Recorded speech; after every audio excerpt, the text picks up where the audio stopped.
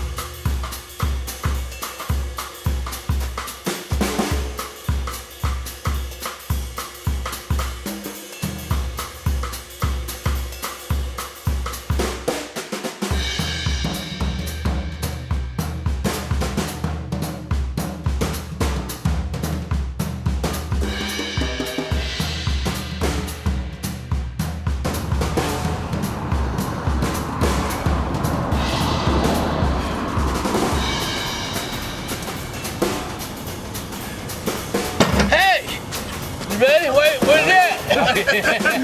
Easy, Bob, easy, man, easy.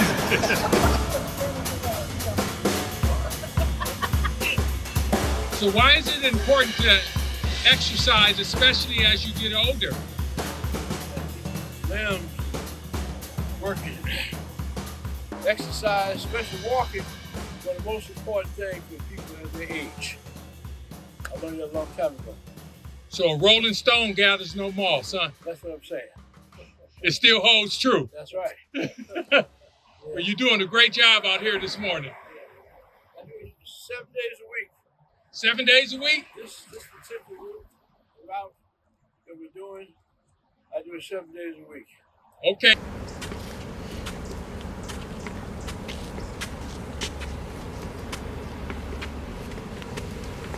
Good morning, sir. How are you this afternoon? Good morning. How are you, man? I'm doing very well.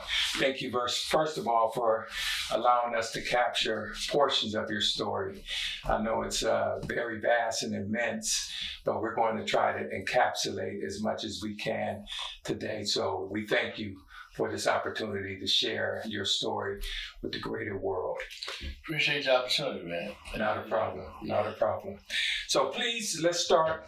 Please introduce yourself by stating your full name, date of birth, including city and state.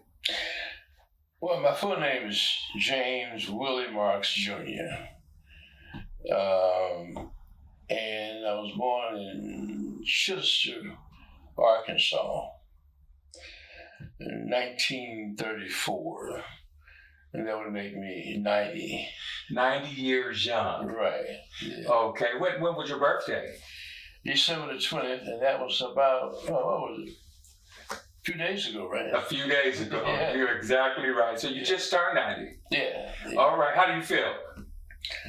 Well, they say that a woman is only old as she feels, and a man is only old when he don't feel.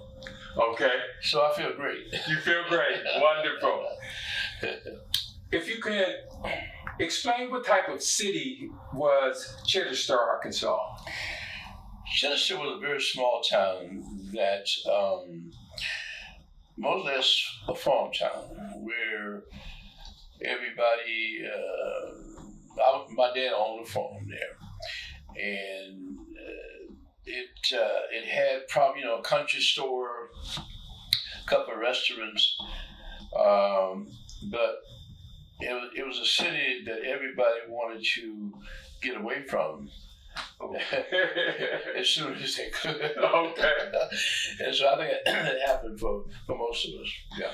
Did they want to get away from Chester because of it being a farming town, because of the type of hard labor that farming requires, or just because of the size and the smallness of the town that people wanted more?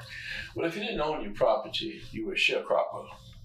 Okay. And we all know how sharecropping works.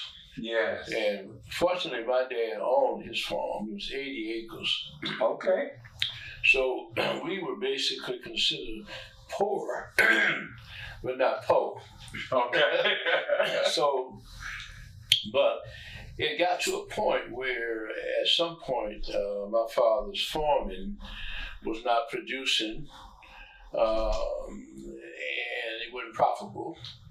So he naturally moved to Rockford, Illinois, Okay. seeking employment there in foundries and better. And so then what happens in those cases, they do that in most southern towns. They go up north and they send for their relatives, and their relatives send for their relatives. And so that's how we left Arkansas. Yeah. So that's part of what they consider the Great Northern Migration. Exactly. Okay. Yeah. In Chittister, specifically, I know you stated that it was a farming town. Could you describe the type of residence that you lived in? Was it a single-family home? Was it small, large, or what did it actually consist of, according to your memory? If I remember correctly, our house was 3 bedrooms, and right near a barn where we procure meat, smoke. I actually call it a smokehouse. Okay. And my mother went in labor in the barn. In the barn. And she just made it to the house. Wow. Before it was time for me to come here. Oh, man. So my grandmother was in residence with us, and she was a midwife. Okay. And she's the one who actually pulled me out. Okay. And she became that. So soon after I was born, my mother and father divorced. Okay. So my father and my grandmother were stable in my life because my mother left. Okay. So the mother that I knew was my grandmother. Oh, okay. Okay. So I would, so anyway, getting ahead of myself, but I would visit my mother periodically, but basically that was the life of Chittister. Now, we had a life that what you consider surviving. Okay. But most of the farmers in that area was just making ends meet, and just as soon as they could find a better way of life, they were trying to get out of Chittister, Arkansas. Small town, very racist. Okay. White people were doing what white people did in 1934. Okay. And black people were trying to prevent what white people were doing to black folks in 1934. Give me an example of that. That's a great segue. I was going to ask you if it was a segregated city, and how did that affect you? Could you give an example? Let me give you an example of something. My father and I used to go to town on Saturdays, and we would take a load of fruit and watermelons and vegetables and anything we could sell. And that's what black people did then. They would take that to town, park their wagon in the middle of the city. So on our way there, many times, there were pickup trucks that would try to run us off the road. Wow. And I can remember this specific day. I had this very strong father who, he had a Bible in one hand, and he was a minister, by the way. Okay. He had a Bible in one hand and a shotgun in the other. So I would say he was an Old Testament. Yes. Okay. And so my father would have me to hold the shotgun. How old were you? Oh, I was probably about 5, 6. Okay. Yeah, he'd have me hold a shotgun. And so many times, white people who were in trucks, pickup trucks, with flags and funny signs, would try to run us off the road. What type of flags? I don't remember, but I think those flags were probably the flags that we have today, which would be Confederate flags. Okay. Yeah, but back in those days, I can't recall exactly what they were. But I do remember those incidents. But those flags and those symbols self-identified them as being someone who opposed you solely for the color of your skin. Exactly. So I would think that those are probably the most negative experience that I experienced because I was sheltered from a lot of things I'm sure my father went through. Mm-hmm. But that one I remember I remember my dad would say, "Give me that shotgun. If you come back through here again, I'm going to shoot it." And he meant that. Yeah. So speaking of your parentage, let's start with your father. What was your father's name? You stated that he was a minister and a farmer. Yeah. But what was his name? My father's name was James Willie Marks. Okay. And they put a junior on mine. Okay. And his daddy was Willie Marks. Okay. He never knew his father. In fact, his father died when he was 3 years old. Oh, wow. Was it tragically or? His father was riding a horse, and the horse got spooked by a snake. Mm. And the snake started bucking up and down this way horses do. And this thing in the front of the saddle, which is a little, if you remember what that is, where you kept hitting my grandfather in this part of his body. Like the little knob thing. Yes, Yes. it ruptured him. Oh, wow. And so the fact that white people didn't treat black people at that time, As far as in the hospital? as far as a hospital. Okay. So my grandfather died, he bled to death. Mm. So my father was left without a father. So he had a lot of issues around that, which I discovered later on as I become more educated to black men who grow up absent fathers and raised by mothers and 4 or 5 sisters. Yes. Okay. Okay. Yeah. How about your mother? What do you remember about her? What was her name? My mother And where was she named born? Lola B. Hassel, which was her maiden name. When my father and her divorced, she moved to Texas. Okay. And the only time that I really knew her was frequent visits. You can go visit your mom for the summer, or you can go visit your mom for 4 or 5 days, but she'll be back, we're sending you back. So we didn't really get to know each other when I was really, really young. Okay.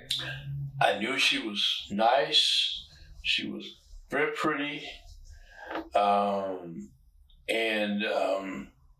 she was nice to me. But I don't think she knew me either. Because leaving a child at 9 months, to be raised by a father and a grandmother, that mother also suffers the pain of not knowing that child. Yeah. So my mother didn't know me very well, and I didn't know her very well. So we had there were days when I would say, I really want to go back to my grandmother. I want to go where my real mother is. Many days. How did that affect her? Did she actually hear you say those words? And if so, how did it affect her? How did you feel it affected her? Well, I don't think I said it, but I acted it out. In which form? I would act it out with my behavior. Okay. I would refuse to talk to her. And I was rebellious. I think that I would let her know that I had more fun being home with my dad and my grandmother. So I'm sure that was pain for her. Yes. So we didn't really have a lot of things that we shared in terms of mother and son at a very early age. Yes. Yeah. The bonding aspect was absent. Didn't have that. Okay. And I think later on, which we will talk about too, later on I think it affected me. And I didn't realize it you don't realize that until later on in life. How the absence of one of your parents, mainly your mother. Yes. Someone who actually carried you because I always like to say the mother gets to jump on the child because they carry them for the first 9 months of their lives. And your mother became your teacher. Yes. Your mother's your first teacher, you know. Yes. And so when she's absent and someone else replaces her, that's someone else really. In fact, I'll put this in. Later on in life, I got married to a psychologist. I'll skip around. And she reminded me that I had an abandoned complex. And the abandoned complex was the fact that my mother abandoned me when I was 9 months old. Okay. So I argued with her. I said, well, I can't see how I could have an abandoned complex. I had my grandmother. That was my mother. Okay. So what she was trying to get me to see, and I think she may have convinced me that through research, that even though you have your grandmother, or you have your aunt, or you have another female, but it's your biological mother, okay, absent of her, okay, that gives you the abandoned complex. Okay. Right. Okay, so that's something that's psychological that you and physiological that you may not even be aware of what's transpiring. Most people are not aware of abandoned complex. Okay, okay. Yeah. Did you think that perhaps made you stronger in some aspects of your character and weaker in some? And if so, how? I think there are some things you're just born with. The ability to throw off, dismiss, replace. I think for me, it made me realize how much I had to realize that I was limited to the people that was going to be there for me. Okay. Did that make you more of a person that was accepting of people, or did that cause you to be more closed off because of the pain of losing someone? It made me realize that there were very, very few people in my life that I could trust. And I think that later on in life, unless you have some therapy, we all need therapy, unless you get the handle on understanding how that works in your life, you grow up thinking there's only a few people I can trust. And that doesn't serve you well, especially when you need help. Yes. And we'll get to that part later, right? Okay. Did your parents, did they have any, or did you have any siblings? And if so, what are their names? Well, I had a sister, and I had one sister that died shortly after birth. What was her name? The sister that died shortly after birth was named Barbara Carleen, and she died with some type of fever. Okay. So she didn't live to be, I don't think, a couple months old. Okay. She was my second sister, but the oldest of us was my sister Sylvia. Okay. Her name was actually Sylvia Marks. Okay. But she didn't like D-Cell, so she changed it to Sylvia. Okay. Which was her middle name. Okay. She was 4 years older than me. Okay. So we grew up together, just the two of us. Later on in life, we discovered that my father fathered two other children. Oh, really? Okay. Which was Joe Louis Marks. Okay. Which was a younger brother, was 2 years younger than me. Okay. And then after that, I realized that my father fathered a girl named Dorothy Marks. Okay. Which was about 15 years younger than me. Okay. Okay? Okay. So, but I would like to tell the story of how I found out about my brother. Sure, please. When I was 8 years old, I fell in love with boxing. Okay. I became a fanatic. Okay. And I joined the Boy Scout. Okay. I think it was a Cub Scout there. I'm not sure it was a Cub Scout or Boy Scout then at that point. I was about 8 years old, maybe 9. And what they would do, they would put us in a circle, like this table, and put the two opponents in the circle. And you would box, and you couldn't get out of the circle. It was like a ring. Okay. And I became good at that. Okay. To a point where, I was in a circle, but I was laying everybody out. Okay. So I fell in love with that sport. For Christmas, my grandmother and my father bought me a new pair of boxing gloves. Okay. I could see them today. It was a real light colored brown. I loved them. Okay.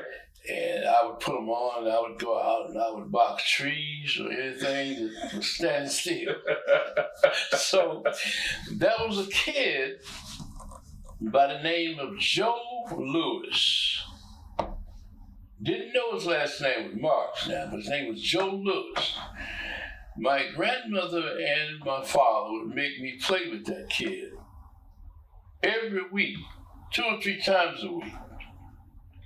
And they would say things like, when those shoes too small for you, you save those shoes for Joe. He'll be over this week to play with you. You give him those shoes.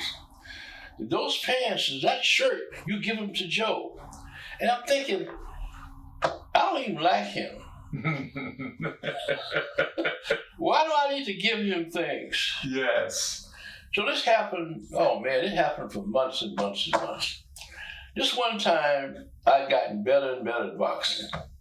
This one time, he came over and to play with me, and I didn't want to play with him.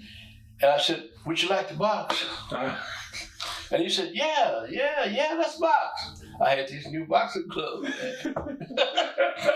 And he said, yeah. So I got him to box with me. And I was beating him up. And I hit him in the nose. And his nose started to bleed. And the blood was coming out of his nose. My grandmother was inside of the house quilting. You know if you were quilting? Yes. And she said, she looked out and she saw the blood coming out of his nose, and she saw me getting ready to pound him again. And she ran out and she says, don't you hit him anymore. That is your brother. How did you feel? Oh, let me tell you. I looked at him, he looked at me, and I goes, everything became clear now. Why I had to play with him. Why he was getting all my hand-me-down clothes. Why he was over there all the time. And he was actually, wow. We looked at each other, we bonded. That love, something happened.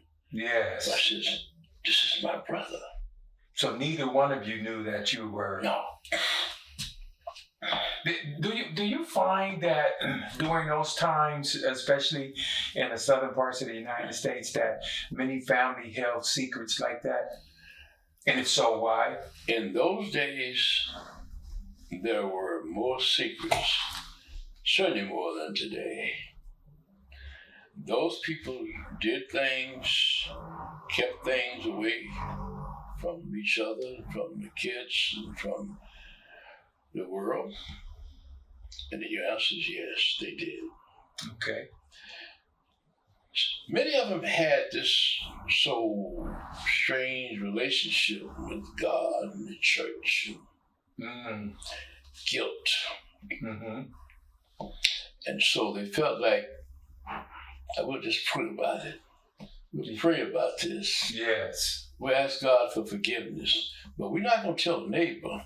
We're not going to tell the cousin that this happened. Yeah. And remember, my father was a minister. Uh-huh. Okay? So this didn't look very good for him right there. Now, let me ask you, do you feel that many of them kept those secrets because they were extremely limited in their own existence at that time because of the conditions in which they lived in or under? The conditions was probably the number one. And if you really go back to 1619, slavery, the conditions in which Black people had to live and survive under, secrets, embarrassments, having to wait on God and hope that God would show up in some form of some spirituality to help you get through the moment of life. So yes, there were a lot of occurring, and so it took many years for a lot of that to change, and some of it's still in the Black community. The residual. Still there. Those who carried it has transferred it down the line. That's right. With your brothers and sisters, are any of them still alive? And if so, do you have contact with them? My oldest sister just died about 2.5 years ago, 2 years ago. Sylvia. Okay. My brother died before her, which was, he died about 10 years ago. And my younger sister is still living. She's living in Rockford, Illinois. Okay. She's still living. We talk at least every 10 days. Okay. We're very close. That's very good. That's very good. Were there any other family members who influenced you as a youth? And if so, what are their names? And what was their influence that they had on you? I had 3 aunts, which was my father's sisters. Okay. The first one was Aunt Rosa. Okay. And the second was Aunt Lesserby. Okay. And the third was Aunt Pearl. Okay. These was my dad's sisters. And of course, you know, my grandmother, those was her children, so. Okay. They were very instrumental in my life. I could always count on them to be there for me. They were always very kind to me, except one. Aunt Lesserby was mean. And we didn't get along very well because I would give her funny looks. And she would lead, and she would come back that look with a switch that it wouldn't break. So, but yeah, they were very instrumental in my life because after my grandmother died, then they became the women in Arkansas that cradled me. Okay. Knowing all I had was my dad and them. Yes. See? Mm-hmm. So, I was very fond of them. Your grandmother was a very powerful influence in your life, like your surrogate mom. How did her passing affect you? Oh my God. I'll tell the story. My grandmother became ill, and we had moved, by the way, from Chittister, Arkansas, to a little town called Girton, Arkansas, which was a little bit out of the country, but in a little upscale from Chittister. Okay. And my father had gone to Rockford, Illinois to seek work because farming was failing for him. Okay. So with my aunts just mentioned, I moved to Girton with my grandmother, she was still alive then, and my aunts, who also lived in the area of Girton. Okay. My grandmother got ill, and I don't know what the ailment was. And I said to her, Grandma, I don't want to go to school today. I want to stay home and take care of you. Mm-hmm. I felt I needed to take care of her the way she was taking care of me. Okay. And she said, no, you go to school. Now I want you to mark that comment, because it's going to tie in with my illiteracy. Okay. You go to school. So I went to school. Looking back, I had to walk about 2 miles to school. One way. One way. Okay. Got to school in about 3 hours. The teacher came to the classroom and she says, James, you need to go home. I left the classroom and I ran. And she said, wait a minute, we're gonna do. I just stopped. I ran all the way home. When I got home, they had a sheet over my grandmother. And my aunt, I think it was my Aunt Pearl, she said, she's gone. She's gone. And at that moment, my life changed. Remember, my dad was already in Rockford, Illinois. Yes. I had the aunts. One I didn't care for, and two had their own lives. Yes. And they were nice to me, they were supportive, but they weren't like grandma. Yes. Okay? And my mother was already in Texas, right? Okay. So here I am.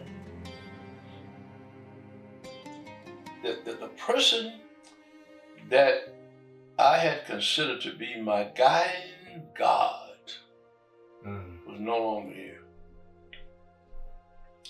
So my life changed to a point where I had a emotional breakdown. And the emotional breakdown was I shut down and didn't want to talk to anybody.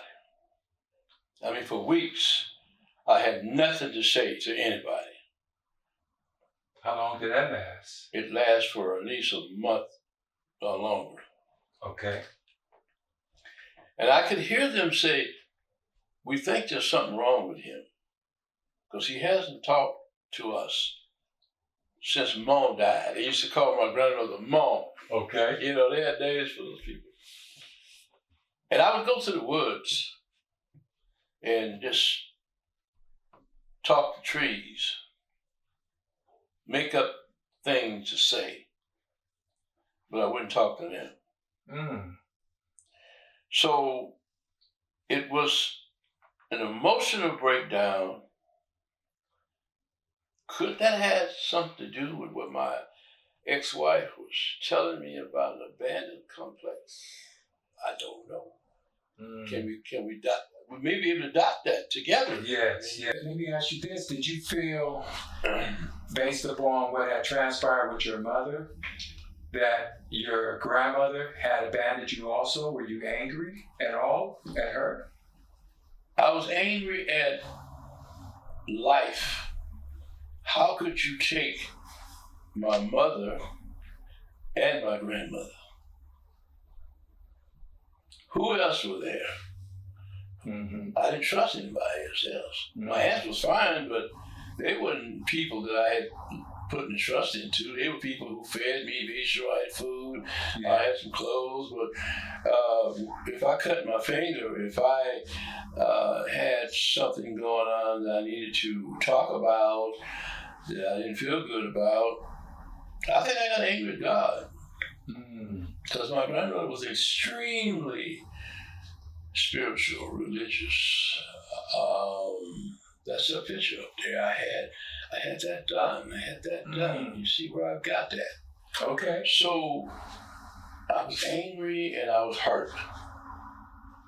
Okay. Yeah. Now,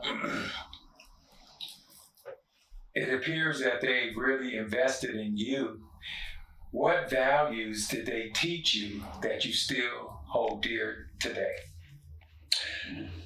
Discipline. I think discipline. I think my family on my father's side was disciplinarians. I mean, you had to do what you said you were going to do when you said you were going to do it, and you had to have good manners. You had to be respected because you carried a Marks brand. And Marxists do it this way. Okay. This is who we are. You are Marks. And if you do it any other way, go get your belt. Okay.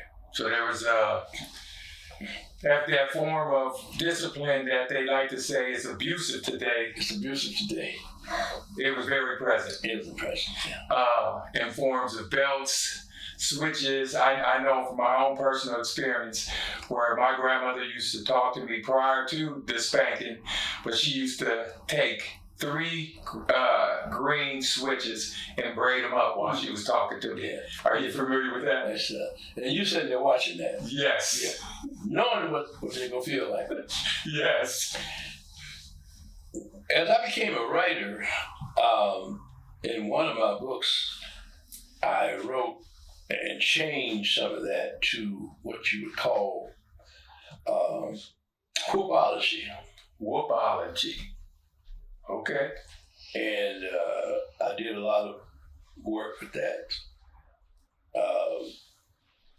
A lot of us grew up with the science of whoopology. So they call boxing the sweet science. Yeah. But there's another science as well. Yes, And it hurts just as bad. yeah. Now, you have previously mentioned that your mother transitioned early in your life. How did that affect your father, if it did at all? That to your knowledge.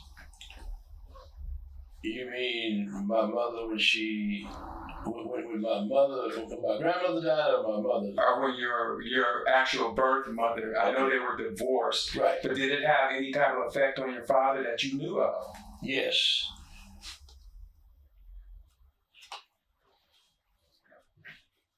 The two of them made me become a better father today. Because the thing that they did to each other, I said I would never do that with my kids. So negativity is as good a teacher as positivity. Depends on how you use it. I agree. For an example, when I was with my mother would say, "You're just like your father." Now I know you hate my father. Yeah.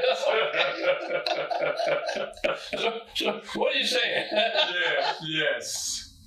When I do something strange that was out of the realm of what the Marxists were about, that's your mother, just the way your mother did things. Like I could help it. Okay. Yes. So they badmouthed each other to me. And I hated it. So I took it though and said, what about this that I can use to strengthen me into becoming a better dad, a good dad, if I ever have children? Okay. So you had an understanding of what was transpiring, and you more or less preserved that and used that as a guideline to help you. Help me. Once you became a What I became. And I tried not to say bad things or any negativity about my children's mom. That's beautiful. That's beautiful. I don't share with them things that was negative that we encountered being married. Yes. You know what? First of all, it's not their business. That's true. That's between me and them, or her, rather. Yes. So I think that's where I got it from. What would you say to people? Because we know in today's times, many times people they kind of use children as a pawn in their dysfunction. How would you address that, and how would you share with someone who's struggling not to do that? What kind of guidance would you be able to provide them that will help them to prohibit from doing that? Well, if you can always keep in mind that it was you that chose their mom, not them. Children don't choose their mom. You choose their mom. Yes. So if that was your choice, your children have nothing to do with that. That's correct. That is absolutely correct. And that's very sound advice. Yes. Switching gears, if it were possible for you to speak with each parent and your grandmother for, let's say, a total of 3 minutes apiece. If you had 3 minutes with your dad, 3 minutes with your mom, 3 minutes with your grandmother, what would you say to them? Well, let's start with my grandmother. I would say to my grandmother,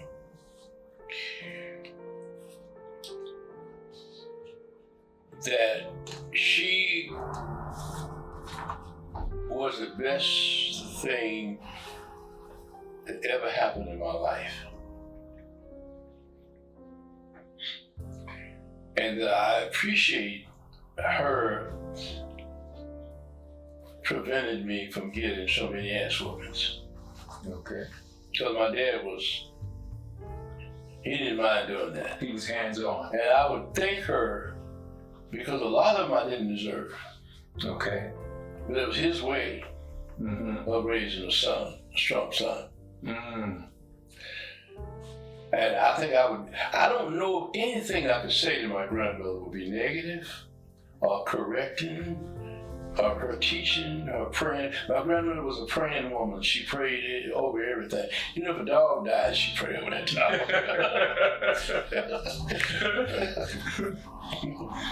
My mother, very easy. I was mad at my mother when she died.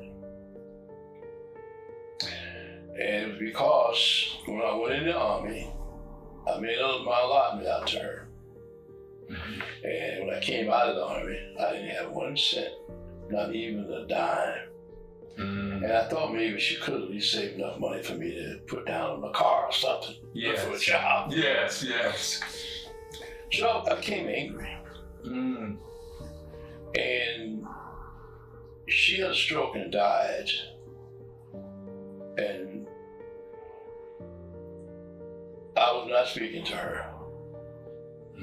That hurt. At the funeral, it really was tough. So 15, 20 years after she died, I went to the graveyard where she was buried, got on my knees and forgave her. because there was something that needed to be done for me to move forward in my life. I need to forgive my mother. Yes. Forgiveness is a very powerful commodity in life. Mm-hmm. To be able to say, I forgive you. And really mean it. Not say it, but really mean it. Mm-hmm. So I would do that to her while she was alive. Mm-hmm. Mom, it's okay. I forgive you. Yes. And what I realized as I got older, she needed some money. Yeah. And I was young. She needed some money. Mm-hmm. She wouldn't have spent it if she didn't need it, hadn't needed it. Yes. How about your father? My father,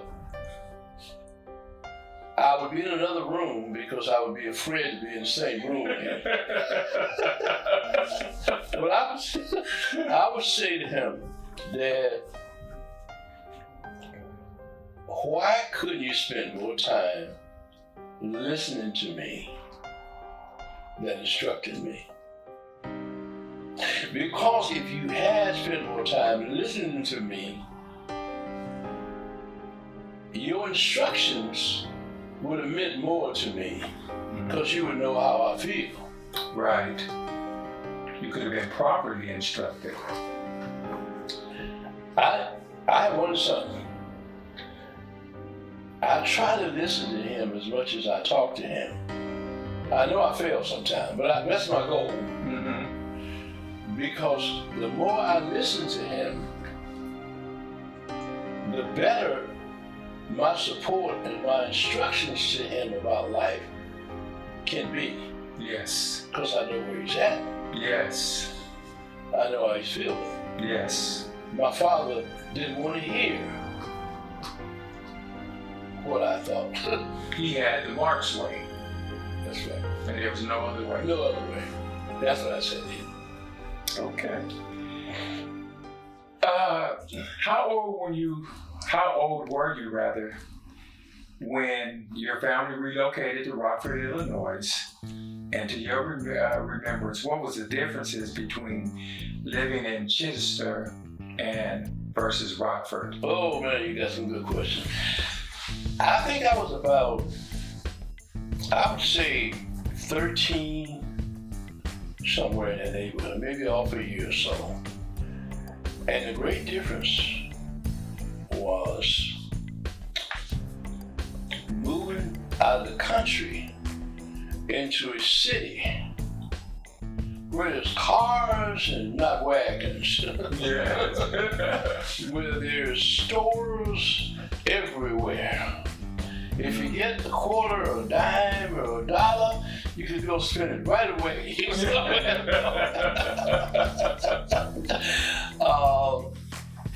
The people were different. Okay. And I was so curious about things. I used to go down to a place called The Rock, and I'd sneak down there, and I would watch the women and the men go in and drink and get drunk and fall out and do all kind of crazy things. I would be sneaking around the corner and watching this, and I knew my dad's schedule. Yes.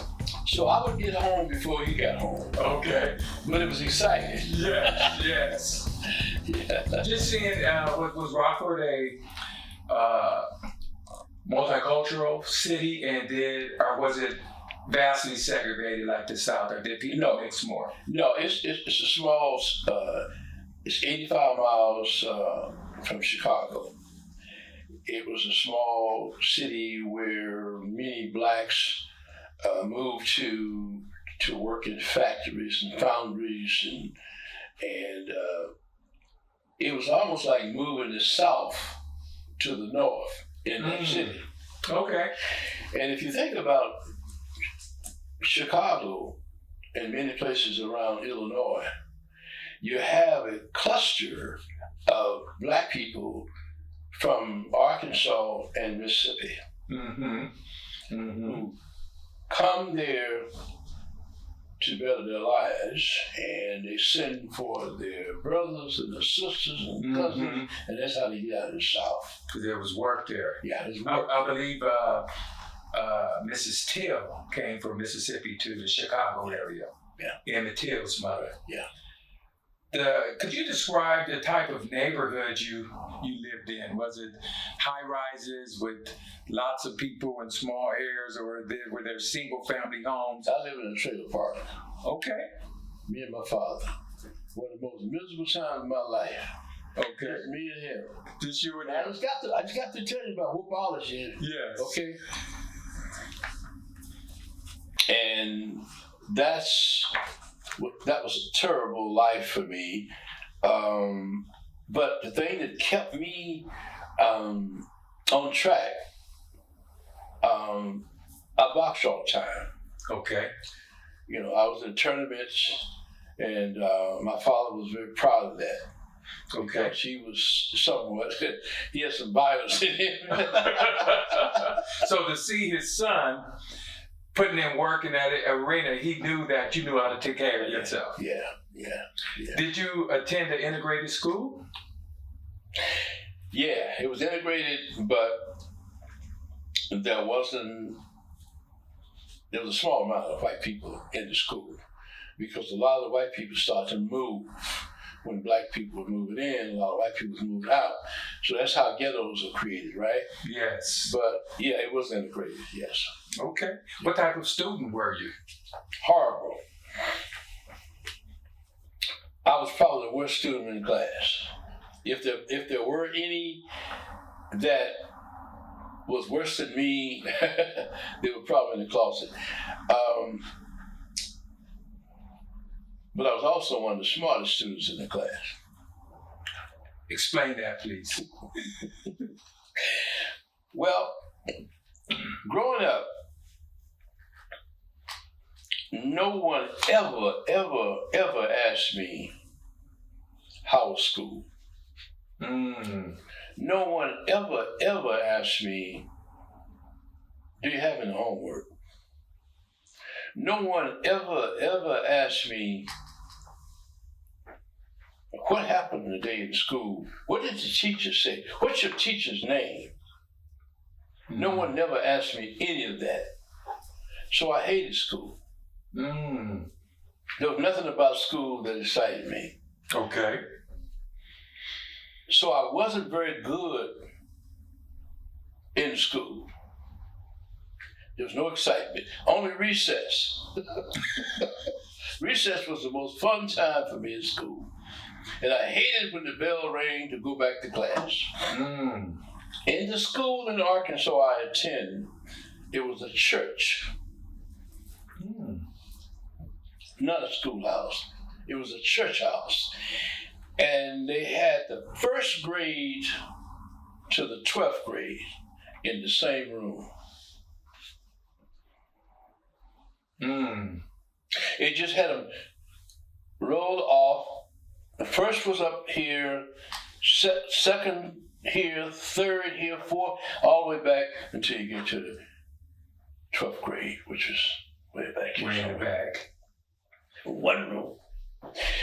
And when we got books, the books were marked coon, dog, nigger, and we had to spend 2 days with a big eraser, erasing all of those insults out of the books before we could start to study. And by that time, many of the kids were just kind of disgusted with the book. Yes. Follow me? Yes, I do. The teacher was not very prepared, because that same teacher who taught the first grade also taught the 12th grade.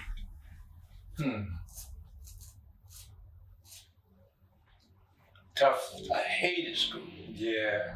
Now, even though you hated school, did you have any, besides recess and lunch, did you have any favorite subjects, things that interest you more, even if you didn't participate in them as much as you should have?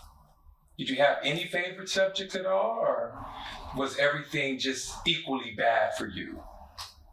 I would say that if I had a favorite subject, it was math. I like numbers.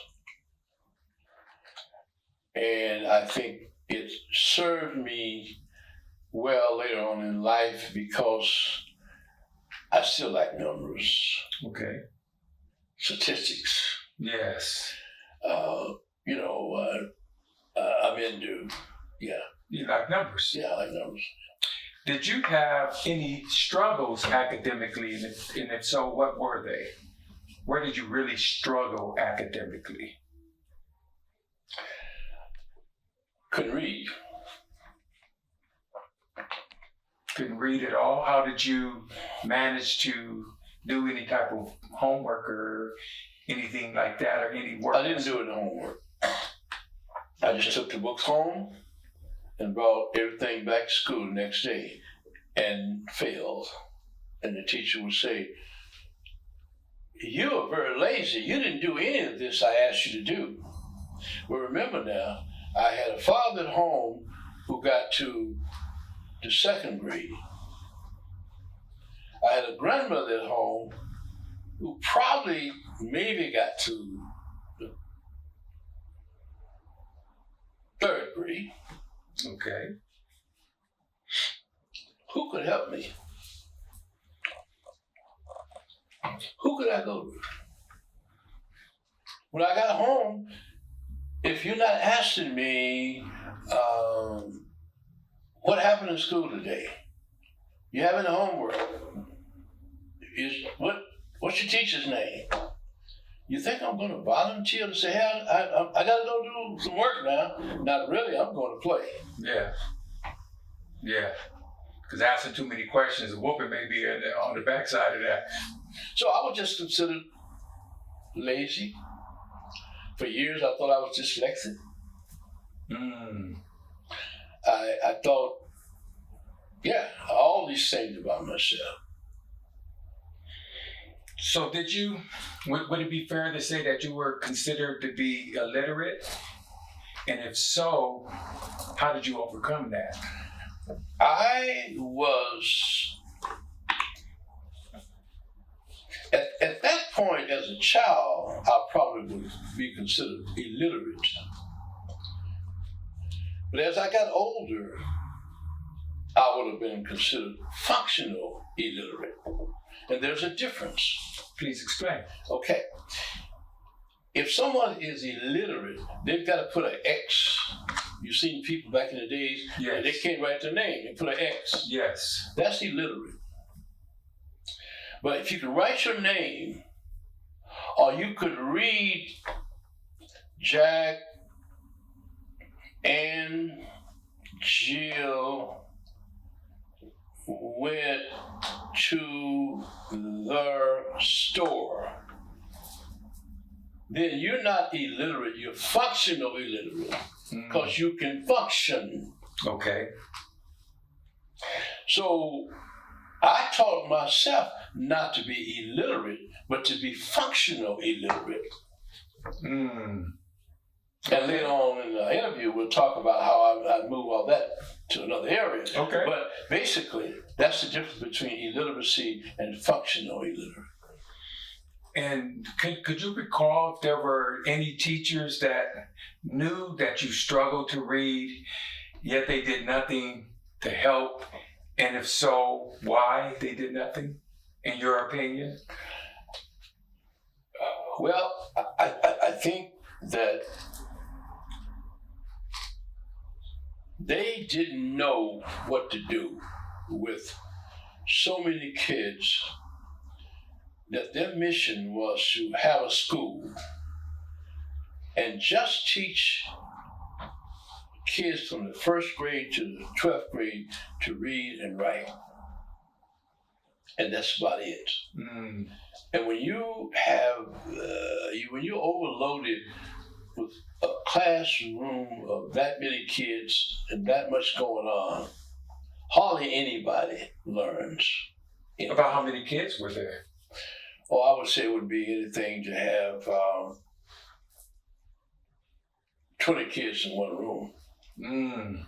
Okay.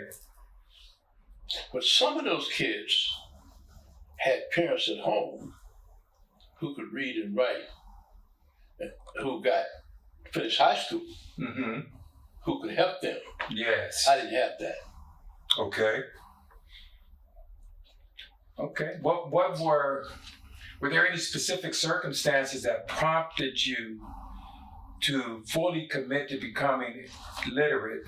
And how old were you when that journey began?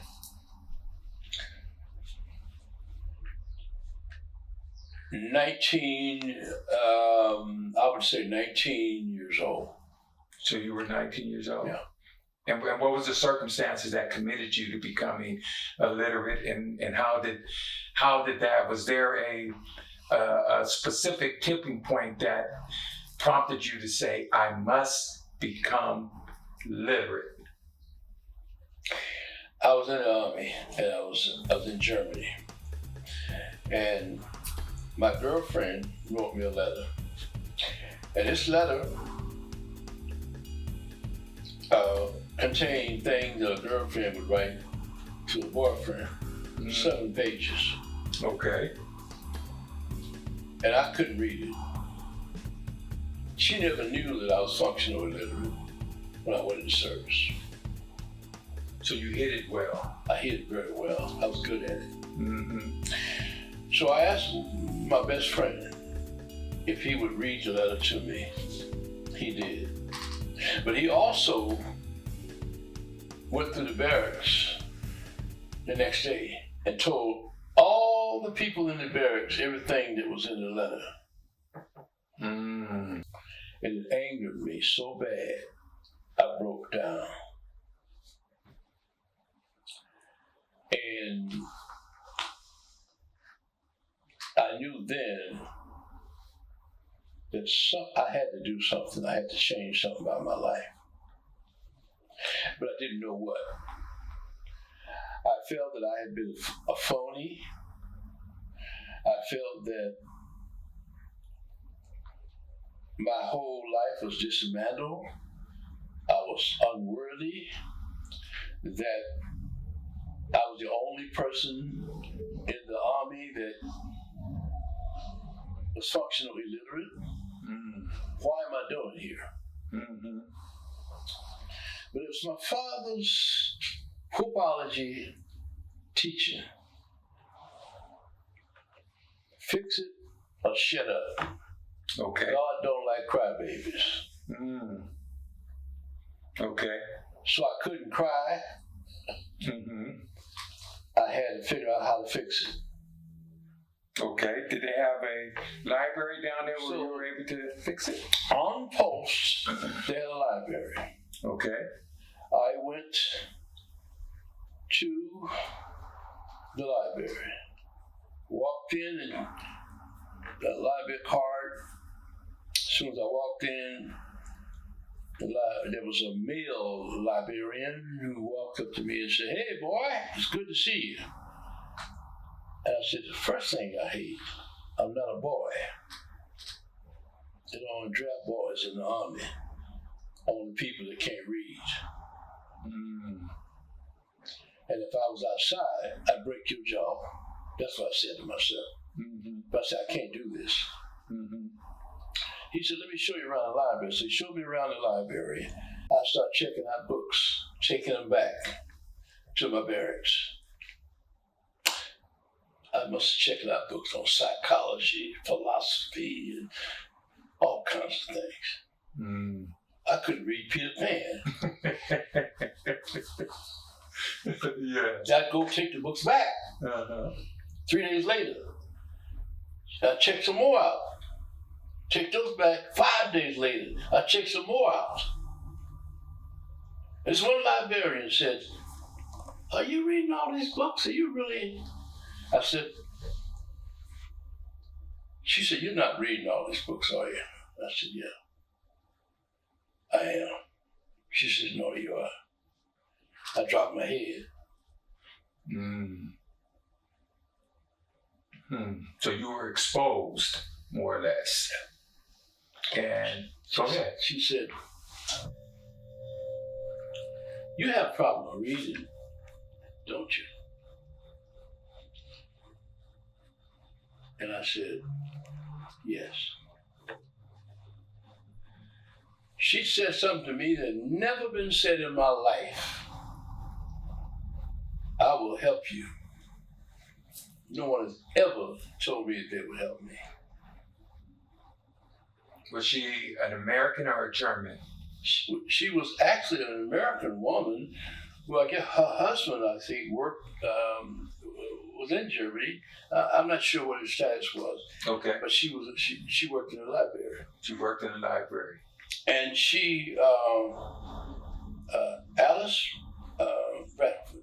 Alice Bradford, you remember her name? Yes. First name was Sharon. I mean, a middle name was Sharon. Okay. Okay. So she said, I will help you. And I started crying. She said, why are you crying? And I got up and went in the bathroom.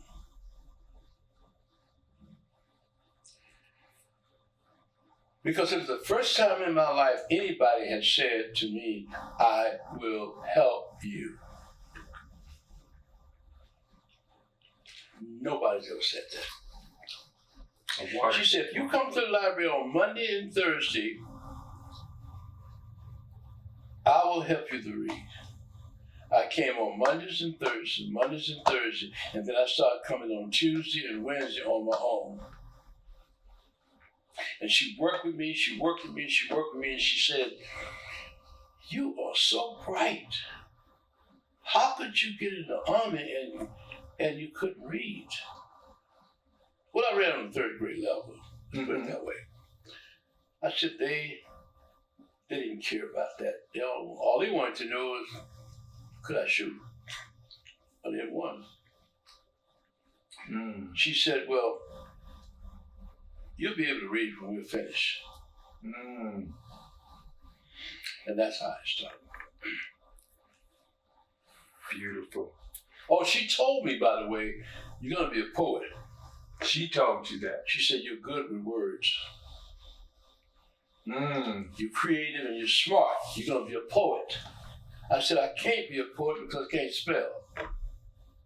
She said, you'll be able to spell when we're finished. Whew. That is very powerful. Yeah. And she got to read 2 of my books before she died. I sent them to her. By the way. Beautiful.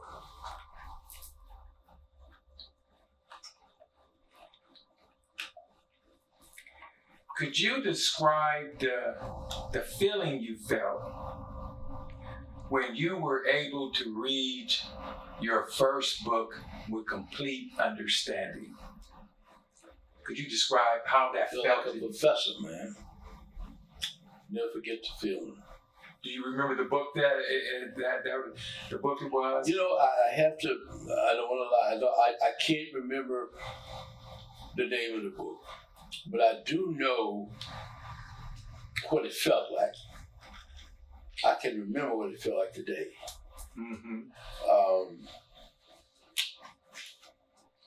I almost had another breakdown during that period. Just before, this should have came just before I went to the library. Emmett Till was murdered. And Jet magazine did a story on him, and he was on the cover. And I picked up the magazine. And it had such an effect on me.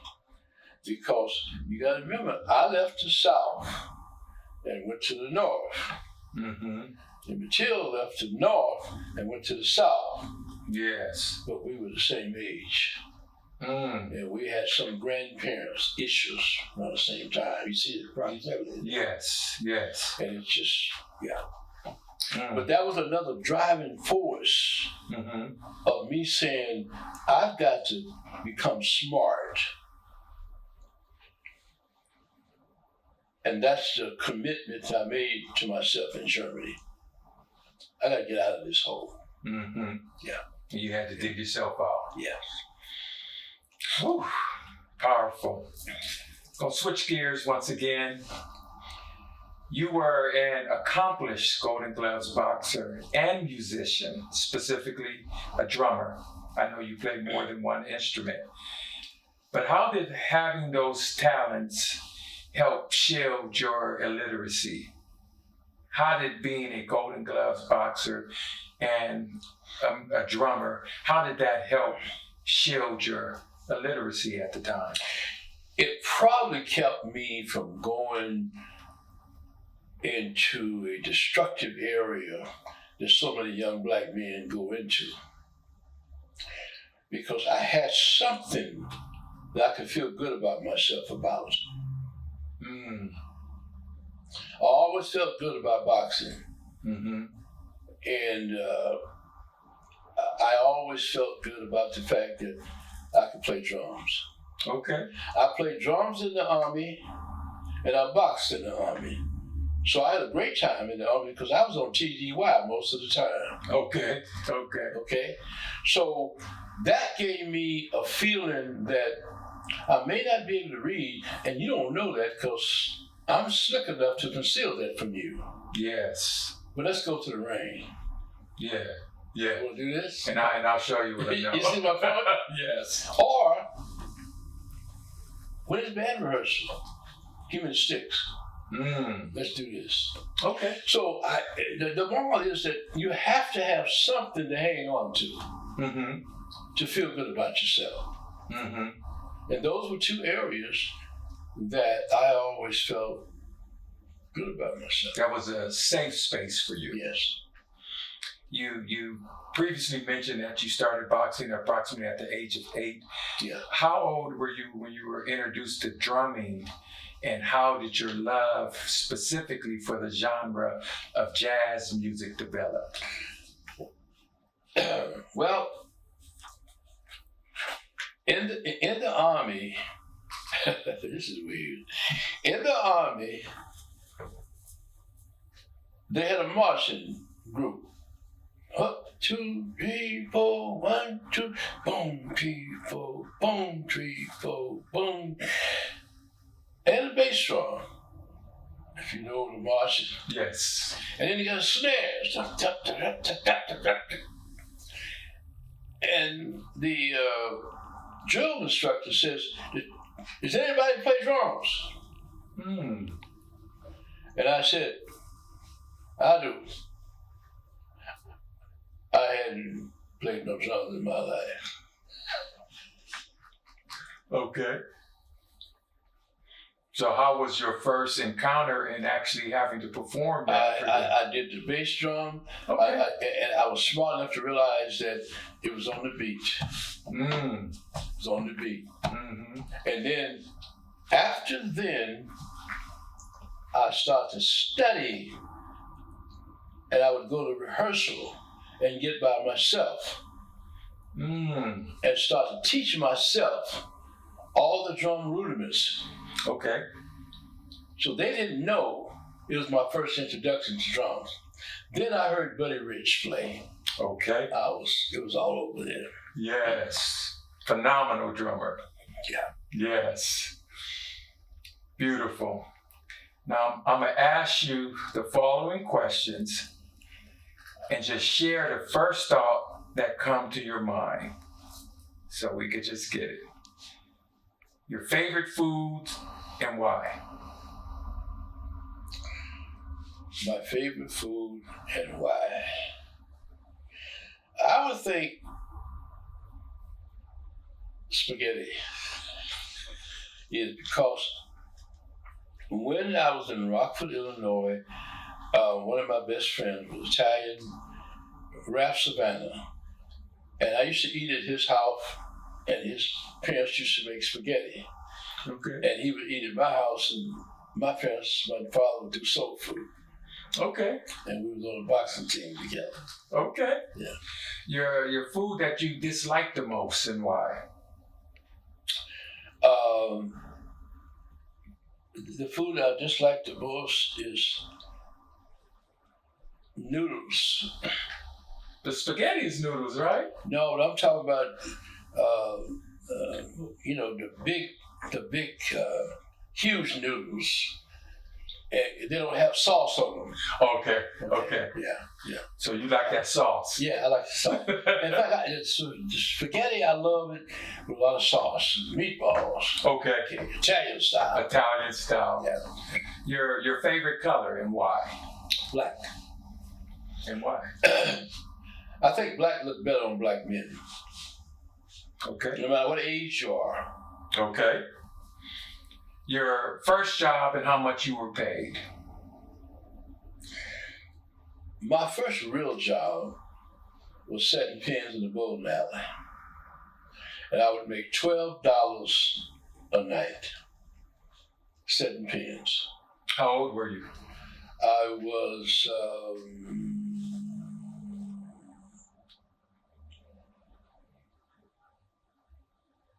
Approximately 17. About 17? Yeah. So they didn't have the automated how they have now. They had somebody behind there Right.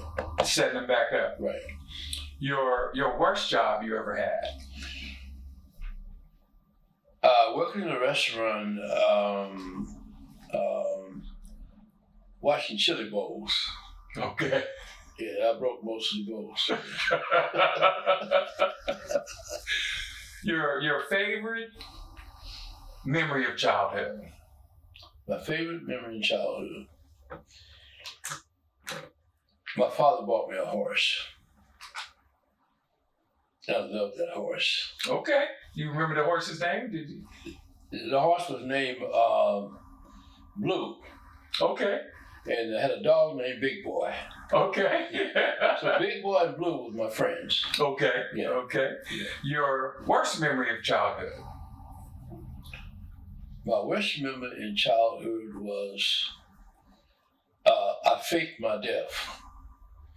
My father was burning a lot of brush, and he had it in a horseshoe form and was burning all this brush. And I decided to, he and my grandmother was out doing all the burning and everything, and I decided I was going to go in there,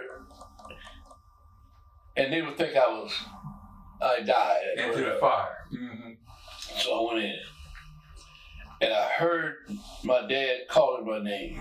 I heard my grandmother crying and said, "Oh, he's burned up in the fire," and all that.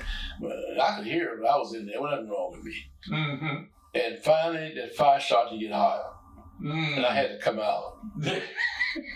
And guess who was waiting for me? Whoopology.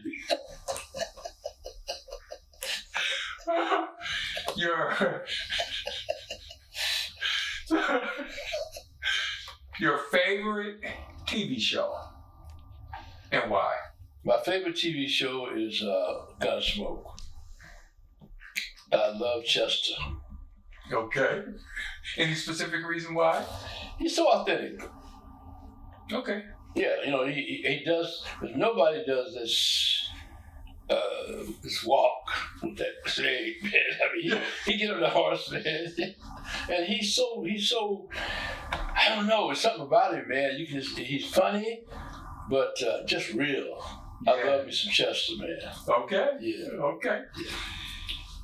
Lastly, for this particular segment, if you could give yourself, if you now being 90 years young can give your 8-year-old self a pep talk, what would that sound like?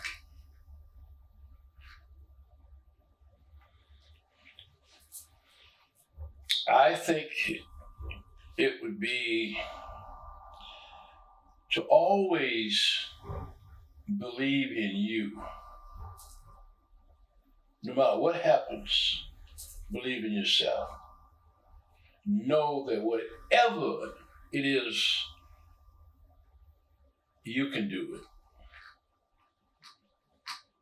Believe in yourself. Believe in yourself. That's very important. Yeah. And that is a truth that many people need to hear today. Yeah. And that's the simplest thing, the simplest way I can put it. Believe in yourself. And so many people say that they believe in themselves, but they really don't. But you got to really know that you believe in yourself.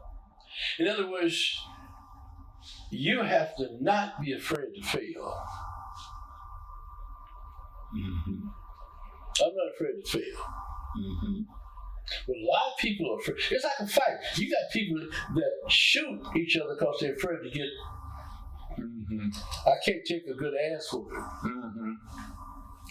So you have to be a person who can say, I'm not afraid to fail. If this doesn't work,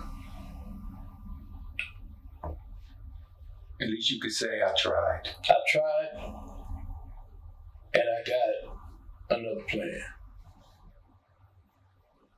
I always have another plan. It says a poor rat only got one hole. Got to have another hole. Mm-hmm. So all this comes with self-confidence Mm-hmm. in you. And this is something you build. It's called self-talk. What do I say when I talk to myself? Mm-hmm. It's important when you talk to yourself. What do you say? Mm-hmm.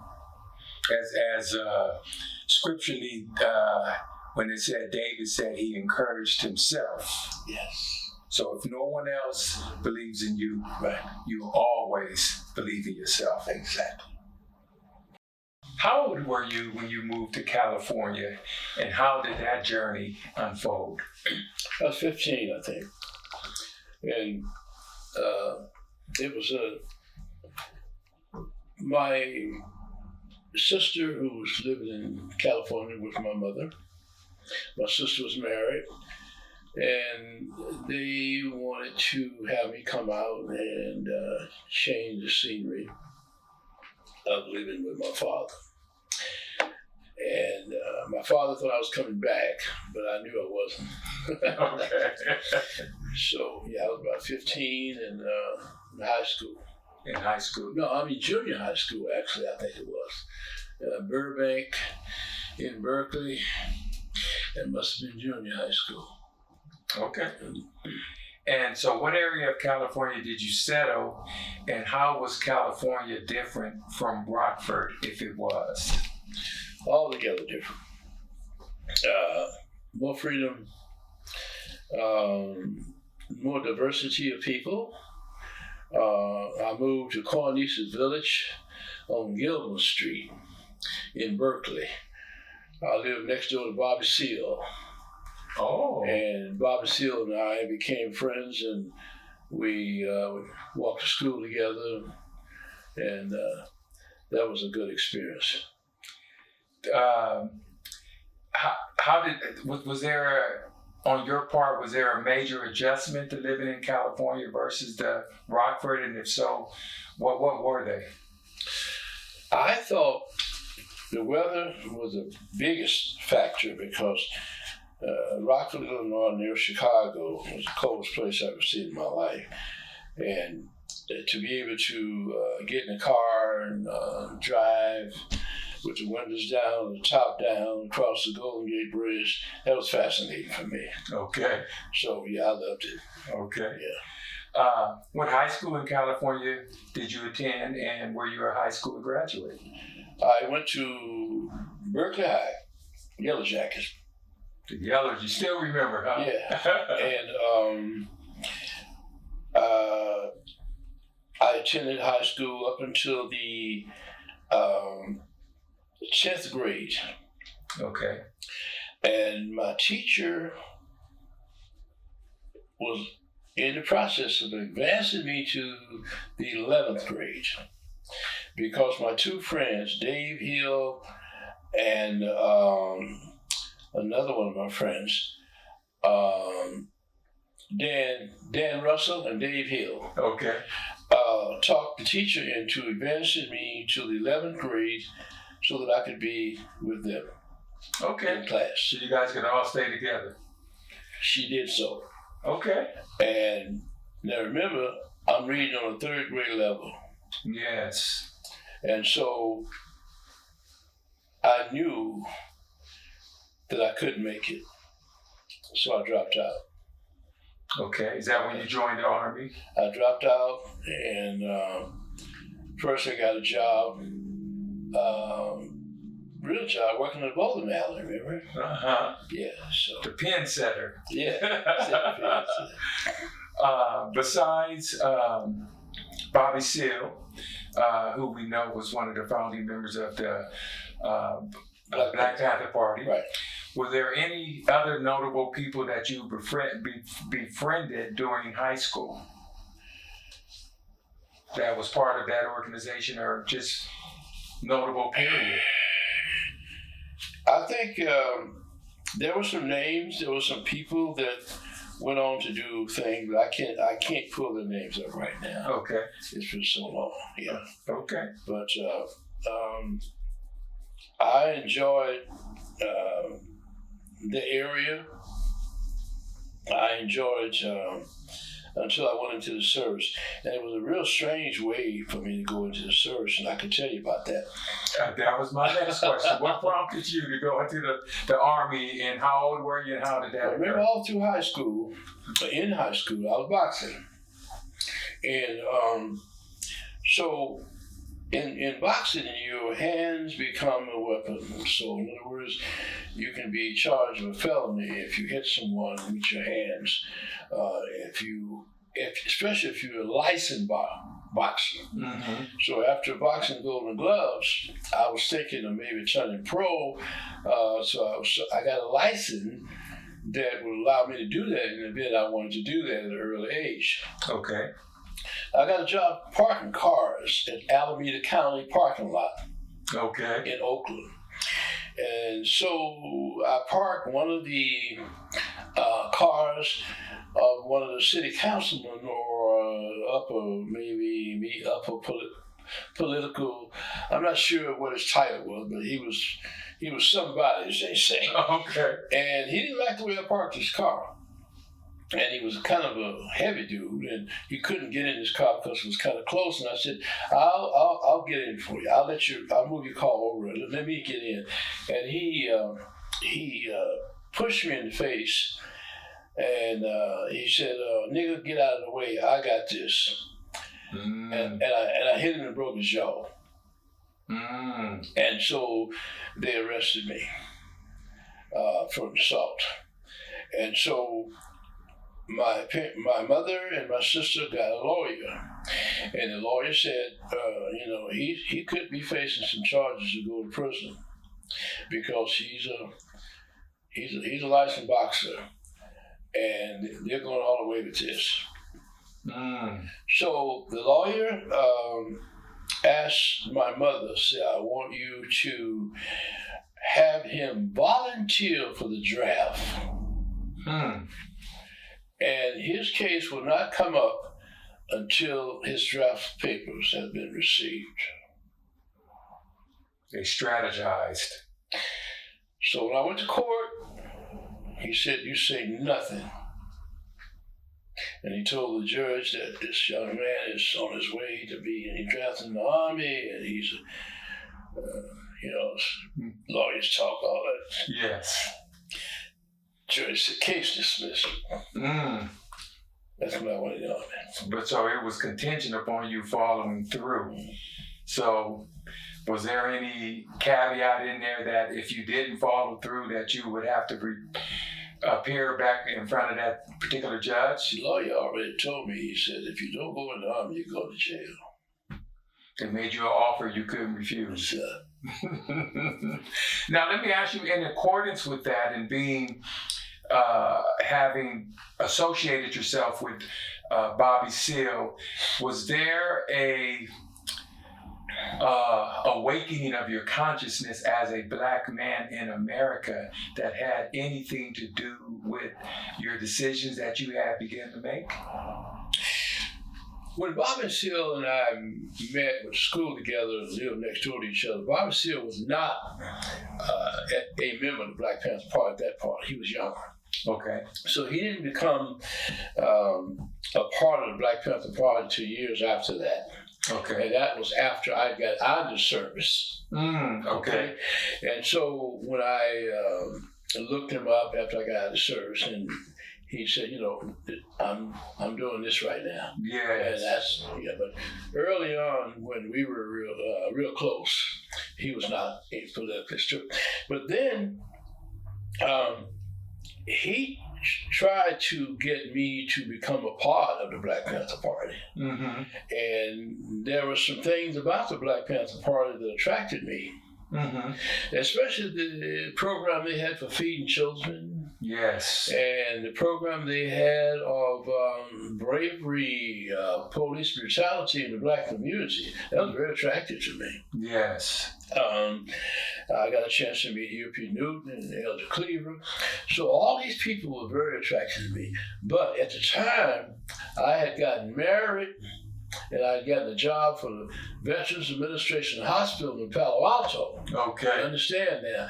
So had I joined the Black Panther Party, got too involved politically or anything that would put me in the news, yes. I would have lost my job. Yes, Yeah. because that's what we were doing. I remember when the then Governor of California, Ronald Reagan, had people that was members of the Black Panther Party that were instructors at UC Berkeley, had them lose their employment. That's and right. other people. That's right. Based upon their political affiliation. So I guess so much for land of the free, home of the brave. Exactly. As long as you do what we say, Exactly. you can remain free. Right. Understood. So now you're in the service. What places did being in the Army afford you to visit? Well, I went to Fort Bliss, Texas, and took my first basic training at Fort Ord. And in Fort Bliss, Texas, from Fort Bliss, Texas, I went directly to Germany, and I was stationed in a small place called Baumholder, Germany. Okay. And coldest place I've been in my life. And when I got over there, I discovered my dad wrote me a letter and told me that my brother was over there. Oh. And he was only 20 miles away from me. Mm. So my brother and I hung out together on weekends. Oh, that's nice. In a foreign land. Yes, in Germany. As young men. Yes. That had to be exciting. Yes, that was really exciting. Yeah, really great time. Is there a place that you visited that will always have a special place in your heart? Amsterdam. Why is that? I love Amsterdam. Well, at the time, marijuana was legal. Okay. Okay. Anything else besides that? I know they're known for their coffee shops where marijuana is it's not illegal even during those times. And they have their red light district that they're famous for as well. Right.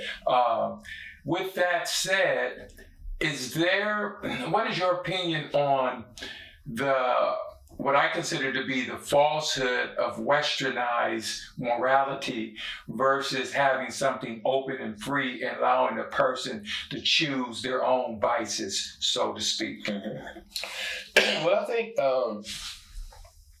I think people have done a very good job in choosing their vices. Now, I don't think that the law enforcement probably don't see it that way. Mm-hmm. But I think most people recognize their poison. Yes. And the people who choose their poison are people that we try to convince that they shouldn't.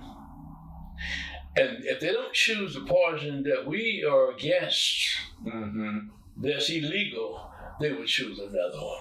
Yes. So, but we try to, legislation will try to tell you, well, this is what we shouldn't do. You know, they tell you what type of drugs will do this and what type of drugs will do that and what type of drugs will, should be legal and should be illegal. But let's go to the bar. Set me up. The hypocrites. Right. I agree, because when you watch television upon the day, every other commercial, they selling drugs. Yes. Yeah. Alcohol is a drug, and one of the worst drugs. Yes. But they're selling it every day. Every day. Yeah. I agree. While in a service in the U.S. Army, did you ever experience combat combat? And if so, how did that affect you? I wasn't in combat. I was at peacetime. I was known as a Korean veteran, but in Germany we were at peacetime. So I was never in combat. Okay. How was the camaraderie in the military at the time when you were in the military? How was the camaraderie amongst different racial groups?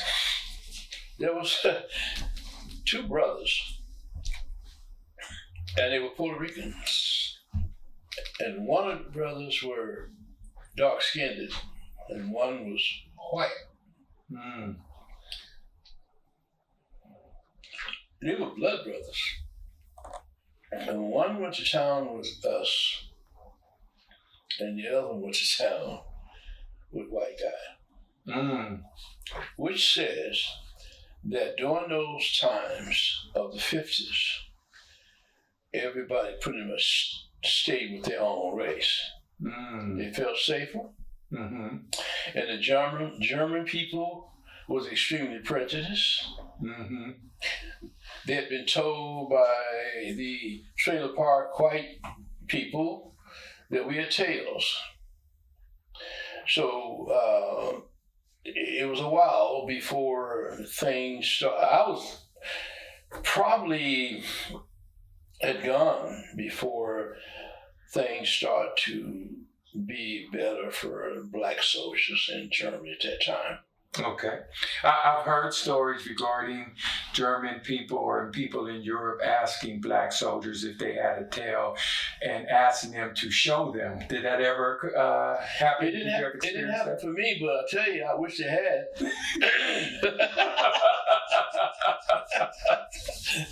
Oh. How long were you in the Army, and what prompted you to end your military career? Well, I was drafted for 2 years, and I knew that when my 2 years was up, I wasn't going to re-enlist. Okay. Because I didn't like it like that. Okay. So it was more or less you had traded your 2 years of military service versus 2 years of possible jail time. Right.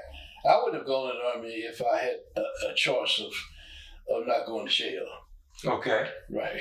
Did you return back to the Bay Area after that? I came back to the Bay Area, got a job working for the Veterans Administration Hospital. Okay. In Menlo Park. In Menlo Park. And got married. And then I was making $87 every 2 weeks. Was that big money at that time? And one of my older friends says, "Hey man, so if you go to barber school and get your barber license, you can they'll pay you $125 a month for going to barber school. Mm-hmm. And they'll pay for your schooling." So I went to barber school. And became a barber. And got my barber's license. Okay. When you returned back from Germany to the Bay Area, Menlo Park specifically, had the Bay Area changed, or was it more or less the same? And if it had changed, what changes had occurred? You know, I don't recall much of the changes, because as soon as I got back to the Bay Area, I got very much involved in music. Okay. And I became a jazz drummer who played in the Fillmore District. Okay. That's San Francisco. In San Francisco. Okay. And I worked with a lot of well-known people. And so I was double-decking. I was going to barber school in the afternoon, go straight to the nightclub that night, get up the next morning and go to the Veterans Administration Hospital and work as a nursing assistant. Oh yeah, you was triple dipping. And I had a wife and 2 daughters. Okay. Yeah. Had your consciousness grown from the time you entered the U.S. military and returned to the United States? What changes had occurred in you? as far as growth? I began to want to know more and more. You remember, I'm reading it now on the high school level at this point. Mm-hmm. So I began to want to select, I did. I selected most of my friends of people who were trying to look for improvement in their life, who wanted to know about the government. They wanted to know about psychology, philosophy, sociology, and these were my friends that I hung out with.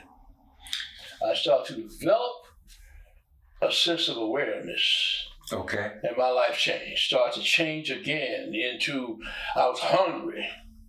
And I found out where I wanted to go with my life, you had to be hungry. And you had to hang out with people who had food. Yes. Food of knowledge. Yes. That's where I went. Would those people, would they have been framed as being part of the hippie movement? They were part of the movement. Some of them were, but many of them was of the Black conscious movement. Okay. Black. I would say back in those days, Black Power movement. Okay. And I got involved in that. Okay. I didn't stay in the Black Power movement too long because I started to see things in the Black Power movement that bothered me. Right. And some of those things was hypocritical. Right. You know, they were black. Many of them was black in the daytime and white at night, if you understand. I understand. So those kinds of things, I found some, they attracted me for the learning part of consciousness, but there wasn't a social part of my life that I wanted to. Because I found that just hanging out with Black people, you're only going to learn so much about society. Yes. So your friends need to be expanded, and that's what I started to do. And when I started to do that, my marriage fell apart. How did that occur? Well, my wife was a beautiful woman, good mother, good wife from Texas. And I think where I was going with my life and trying to educate myself to become better for me, she was not on board with that. She was on board with more or less go to work, come home, and I didn't fault her for that. But it didn't align itself up with what I had to do. You remember, I'm still working on my education. I'm still not there. And so I had to make probably one of the strongest decisions I made in my life. I had to leave the marriage. I didn't leave my daughters, but I left the marriage. Yes. And so, yeah, it was the worst. It was the hardest decision I ever made in my life, but I had to make it. Do you think your growth as an individual was threatening to her? And if so, why would that be? I think she was a person that was very pleased with just being right here. And I had to be everywhere. And if you're married to someone like that, it's not gonna work.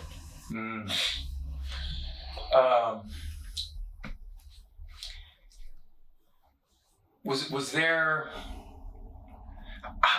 describe the feeling that you had when you knew that your marriage wasn't going to last, and you now have 2 daughters.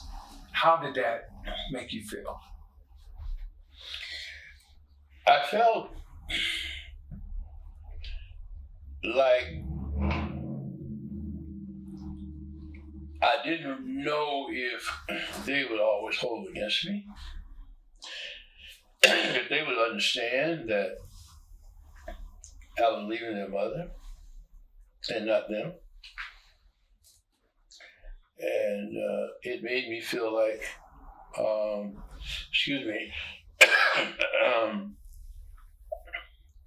many times I thought I should have stayed, but I know I couldn't. Mm. Is there any advice that you would give? Would you like to get a drink? Go ahead, get a drink if you need to. Is there, or what advice would you give to someone that would come to you in confidence as a mentor and say that they desire to grow, but you see them being in a similar situation that you were in? What advice would you give to them as far if they were ambivalent about possibly leaving a marriage that had children?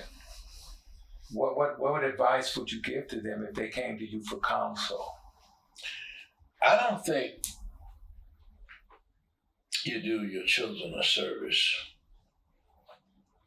to stay married if you know that your marriage is not going to work.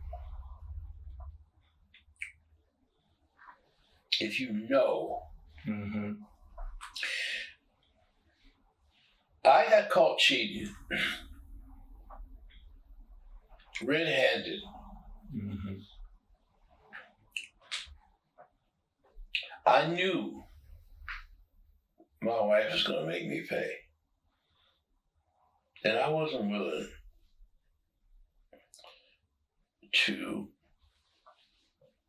to receive the payment I was going to get. Mm-hmm. To pay the cost. I wasn't willing to do that because I knew that I wasn't the type of person to accept that. Mm-hmm. And I would do something or something that would happen to destroy the children anyway and their respect for me. And the most important thing that I had going then, I wanted the respect of my daughters. I felt my daughters would forgive me for cheating on their mother if I remained a good father. Mm. But they wouldn't forgive me if I destroyed myself in ways that unbecoming to a father and a good man. Mm. And I wasn't willing to take that chance. Because I knew I could still be a good father and not be in the house. Mm-hmm. I think sometimes men think because you're in the homes with their children, that says I'm raising them and that's where I should be. That's a good father. I think sometimes you're making the worst mistake. Mm-hmm. You can be a better father not being in the home. Mm-hmm. And that's how I felt. Mm-hmm. How old were your daughters at the time? I think they were like 8, 9, somewhere that age, 10. And I got to share the story here, very brief. My youngest daughter, Sharon, of that group, was in school. And I told her one night, I said, you need to do your homework. How are you going to get a good job? And how are you going to do well in life if you don't get a good education? And she said, Dad, I'm not going to do this. I'm going to live on the welfare. Her mother and I had never talked about welfare. I said, where did you learn that? She said, I learned it from Johnny, and the guy sitting next to her in school. Mm-hmm. And I told her mother, mother and I was at odds with each other, but I told her mother, I said, we have to get her out of East Palo Alto. Something's wrong with this school. I knew I was going to leave. But we bought a house in Santa Clara. So they would be in a better school. Mm-hmm. Remember, I knew I was gone. Mm-hmm. But I had to get my daughters out of East Palo Alto. And I felt like if I stay and get them out of East Palo Alto and then leave, they got a better chance. Yes. Than leaving while they're in East Palo Alto and couldn't leave on their own. Yes.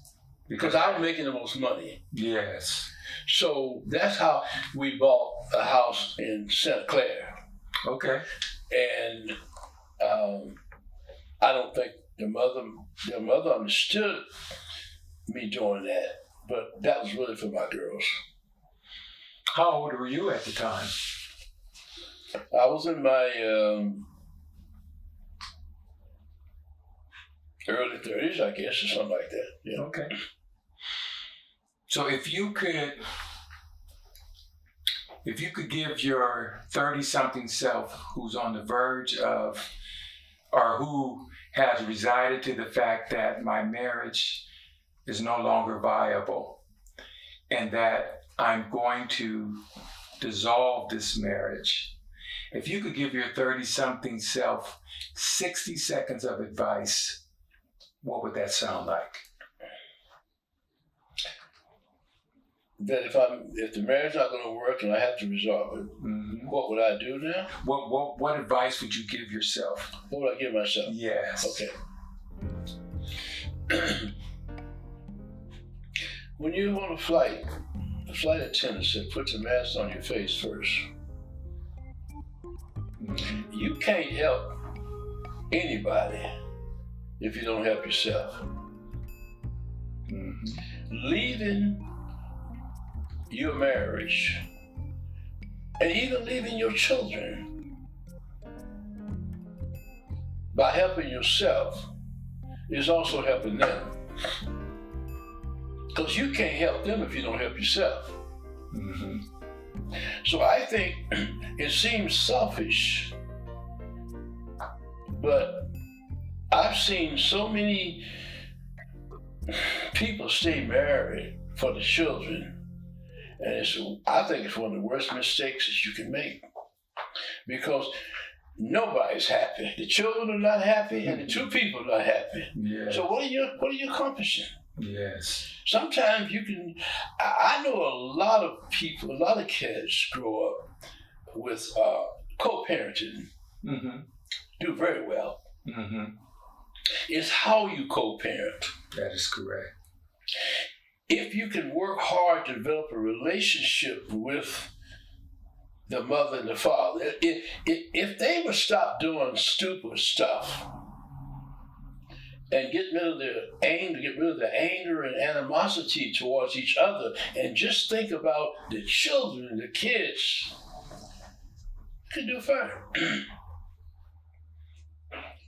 So I take it from that, the message would be, save yourself first. That's why I said put the mask on your face first. Because if I'm not breathing, then how can I help you? It's impossible to do. And let me tell you this. Men always get bad press for leaving their wives. But women leave men all the time. And they get praised for it. Well, honey, she left that man because he didn't treat her right. Mm-hmm. And it's almost like a glory thing. It's justified. Mm-hmm. But when a man leaves, he left that woman. Mm-hmm. Nobody ever asked why.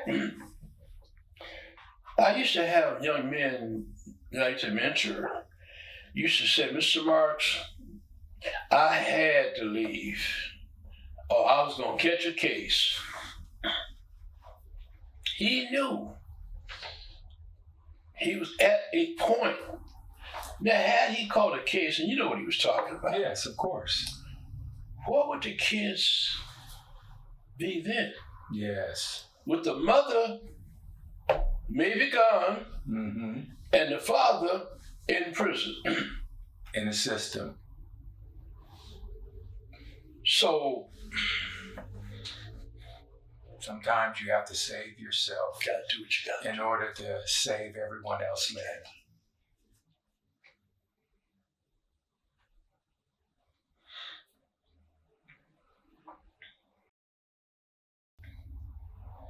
Now you're out of the military, you are a working functional adult, you have a family. Were there any specific hobbies that you continued to develop once you had left the military? And if so, what were they? You know, I worked 2 and 3 jobs, and I probably didn't have time for hobbies. 2, 3 jobs. Yeah.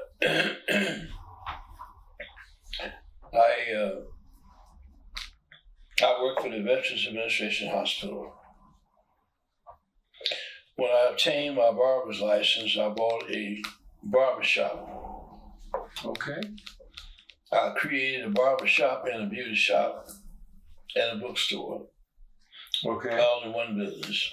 All in one business. It was a one building. It's all in one business. Would that be the location of Marks Style? Marks Style Production, Marks Style Barber Salon, and Marks Style Hair Salon. You get your hair taken care of on the outside, up front. You get your hair taken care of on the inside. Okay. In the back, and that was a bookstore. And on the side of the bookstore was a beauty shop. Okay. So that was an entrepreneurial spirit of yours. That's right. What advantages did you create for yourself by being an owner-operator of your own business? I think that the advantages I had was security of knowing that if I was ever fired from the Veterans Administration Hospital, my family would still have support. So you were still employed by the I was still employed by it. I would come in the afternoon. I had people running my business in the daytime. I would come in the afternoon when I was there all day on Saturdays. And you were still playing the drums. I know you were a band leader. Yes. And you had a quartet. Yes, I did. A jazz quartet. Okay. I was still playing music. I would sometimes come in the shop and leave at 7, be on the bandstand at 9. Very busy, utilizing all the gifts that you had developed. Yeah. I was the drummer for the Ebony Fashion Show. Okay. When they come to the Bay Area, they would call me. And I was a drummer for the Ebony Fashion Show for about 6 years. Okay. Now, during this time, were there any additional children that were born that you had? During this period, and I think we skipped some eras here, but during this period, I got remarried. Okay. And so then I had 2 other children. Okay. Which would be Jason and Jana.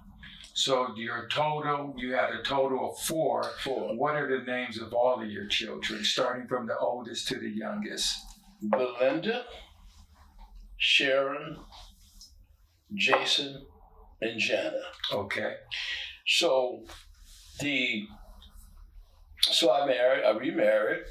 Very fortunate to marry a person who was on the same page with me that we had 4 children, not 2. So when you get married the second time, if you're fortunate enough to have a woman in your life that considers 4 children and not 2 children. Yes. And that's made it easier for me. Yes. So every chance and every opportunity we got, we made sure they grew up together. Yes. They grew up together. So now I got 4 children.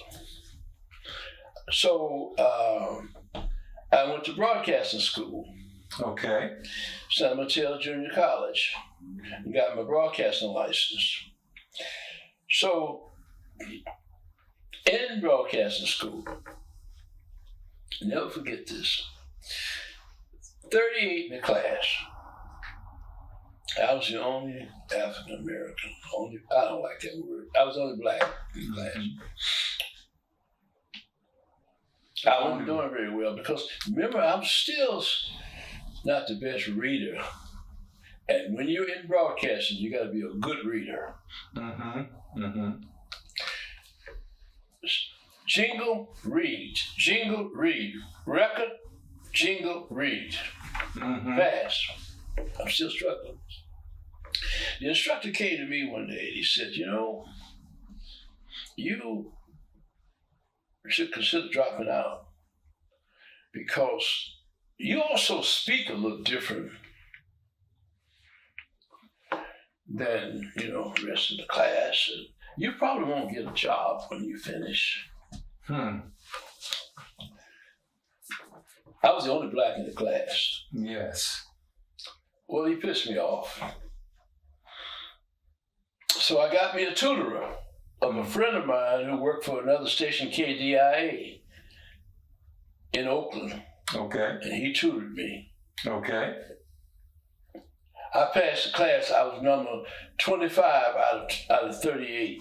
I passed the class. Got my broadcasting license. So when I got my broadcasting license, I said, this is the sucker that told me that I probably won't get a job because of the way I talk. What he's saying is I'm too black. So I was a jazzologist. I knew everything about jazz. I had a jazz collection that would fill a room. So I went to a Portuguese station. Walked in one day and I says, I'm a jazz poet and I'm also a poet and I know it. I would love to have a spot at your station. He said, I don't know nothing about jazz. I don't know about jazz. You go away. I don't do jazz. I said, I will make sure you make 38% more money on Saturdays on my show than you make through the week. He said, well, 38% more? I said, yes. He said, have a cup of coffee. You're speaking his language. That's back to that math. He said, how will you do that? I said, I will produce my own show. You just sell me the time. He said, I have no jazz records. I said, I got all the jazz records I need. He said, who will you interview? What you going to do? I said, I know all the jazz musicians on the scene. So I started interviewing Sonny Rollins when he come into town, John Handy. I interviewed all Herbie Hancock on my show. Played their music and interviewed them. During their early years.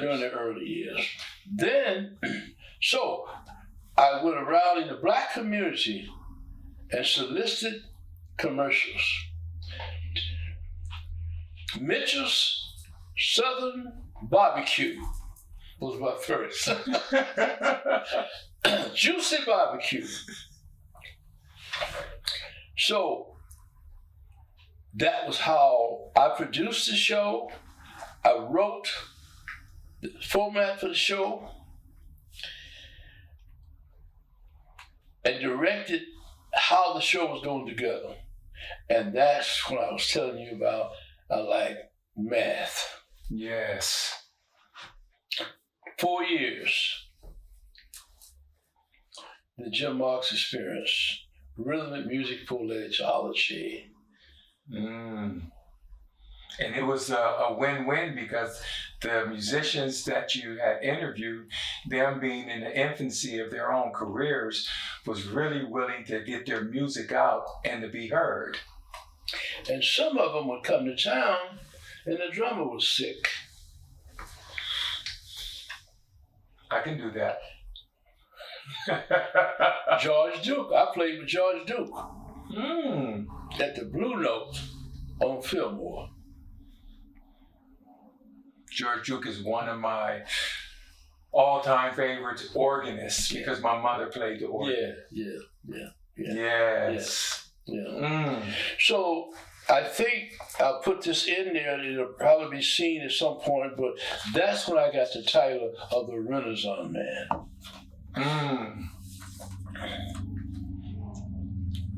How do you, wow, fascinating. How do you,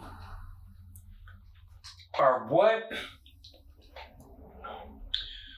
part did growing up in Chichester, the losses that you suffered, moving to Rockford, moving to the Bay Area, and always, I won't say always, but often being told that you couldn't succeed, what part did that play in fueling your success?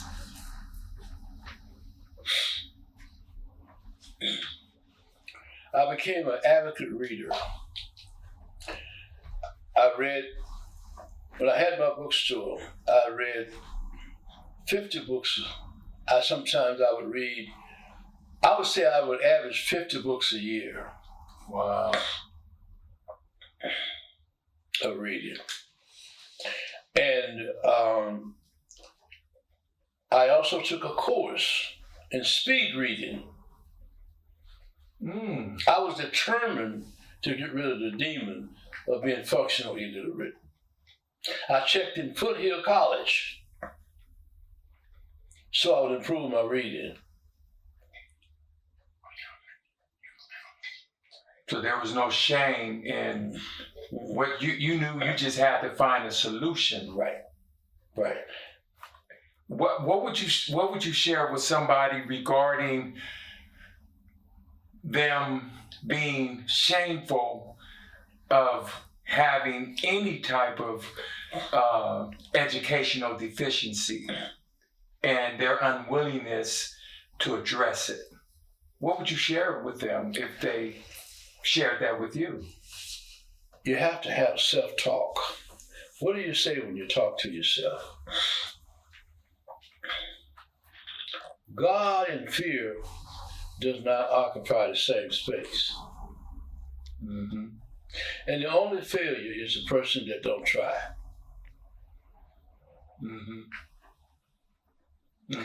And so what you have to realize is that you're going to be in a storm. You're going to be either leaving a storm, going into a storm, or you're going to be in a storm. But none of these things should cause you to not believe in yourself. I wrote once in one of my books,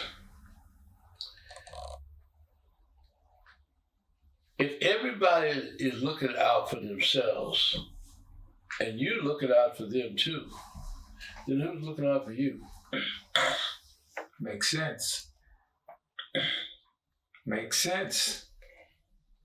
a lot of sense. I did not go anywhere because I did not move. I did not accomplish anything because I did not try. But if I didn't succeed, it's your fault. That's what we do. No, it's your fault. All power is in your hand. There's no such thing as buzz of luck. If you want buzzers to go away, you got to stop dying. Because they only come around dead things. I don't plan to die.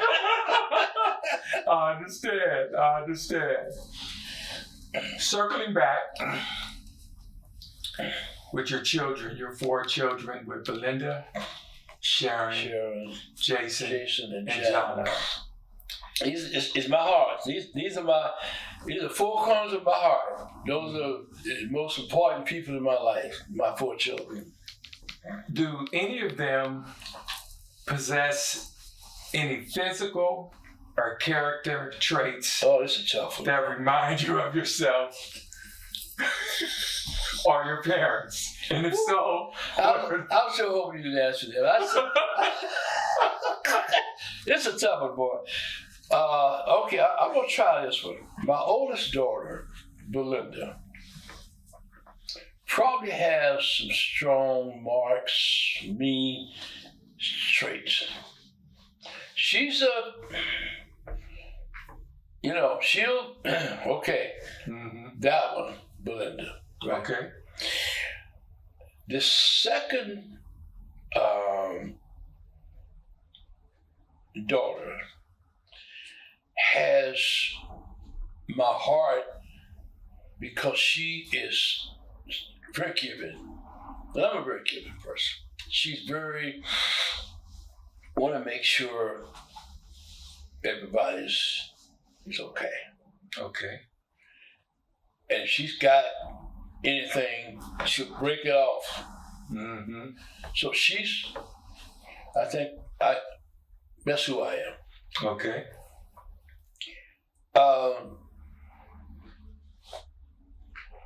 Jason? Jason is my best friend. Not because I love him any more than I do the girls. It's because we spend more time talking about things that I don't talk to the girls about. Okay. And he is also the best human being I've ever met in my life. Now you got to remember where I came from. Being a musician, being a barber, being a writer, being a lecturer, a motivational speaker, all these things I've done, I ran across some people. You got to understand what I'm saying. Mm-hmm. My son is the best human being I ever met in my life. Mm. I think those traits, I have to take a little bit of credit for that because my father was sort of like that. He was a good human being. He was solid. Mm-hmm.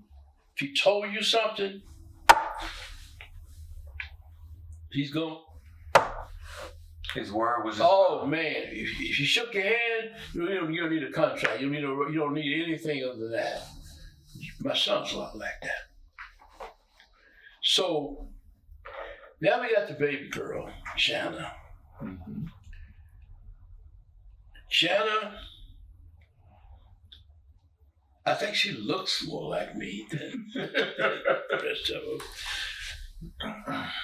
But I think the part of her is analytic. Okay. She analyzes stuff. I think that's the part that she has like her father. She's gonna. You say something to her, she's gonna deal with it this way. Mm-hmm. Yeah, she'll analyze it. She's analytic. If there was one thing that you always wanted all of them to know, what would that be?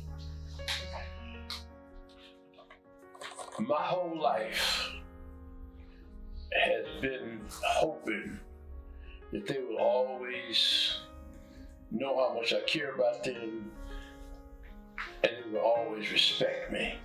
Not always like me for the decisions I make, but they will always respect me. I think parents sometimes ask for the wrong thing out of their children. Mm-hmm. Y'all agree with me, but do you respect me? Respect is probably the highest honor a child can give their parents. Respect. There's some things you just won't say to your father, to your mother. There's some ways you won't behave because of the way you think they're going to view you as you. See, we lost that now. The young people don't know about that. We don't lost that. Mm-hmm. But when I was coming up, you be in the neighborhood, you got so much disrespect. Oh, they may tell my daddy. Ooh. Oh, shit. Yes. I don't want nobody to know that I'm acting like this because I got my daddy's name. Yes. That's respect. Mm-hmm.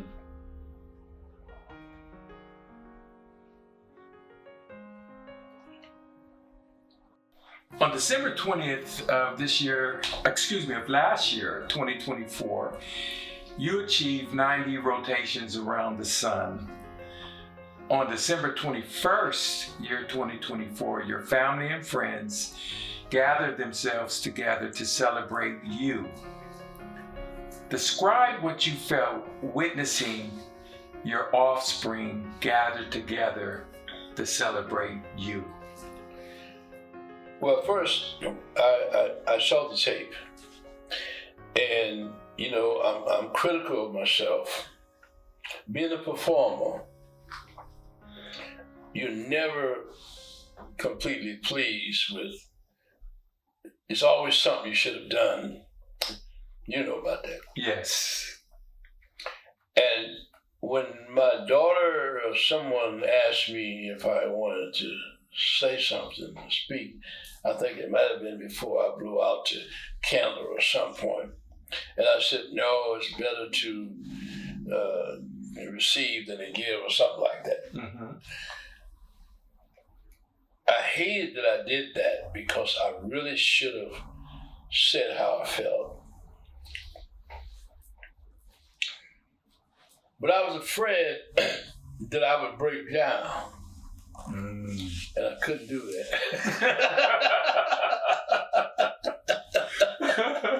I couldn't do that. Yes. So I was so honored that they did that. And so much work they put into that. And so much love. Because see, I originally told them I didn't want anything. Just go to dinner, it's cool, Mm-hmm. Because I'll be brief with this part. I don't do age. Okay. And the reason I don't do age is because the history of age is this.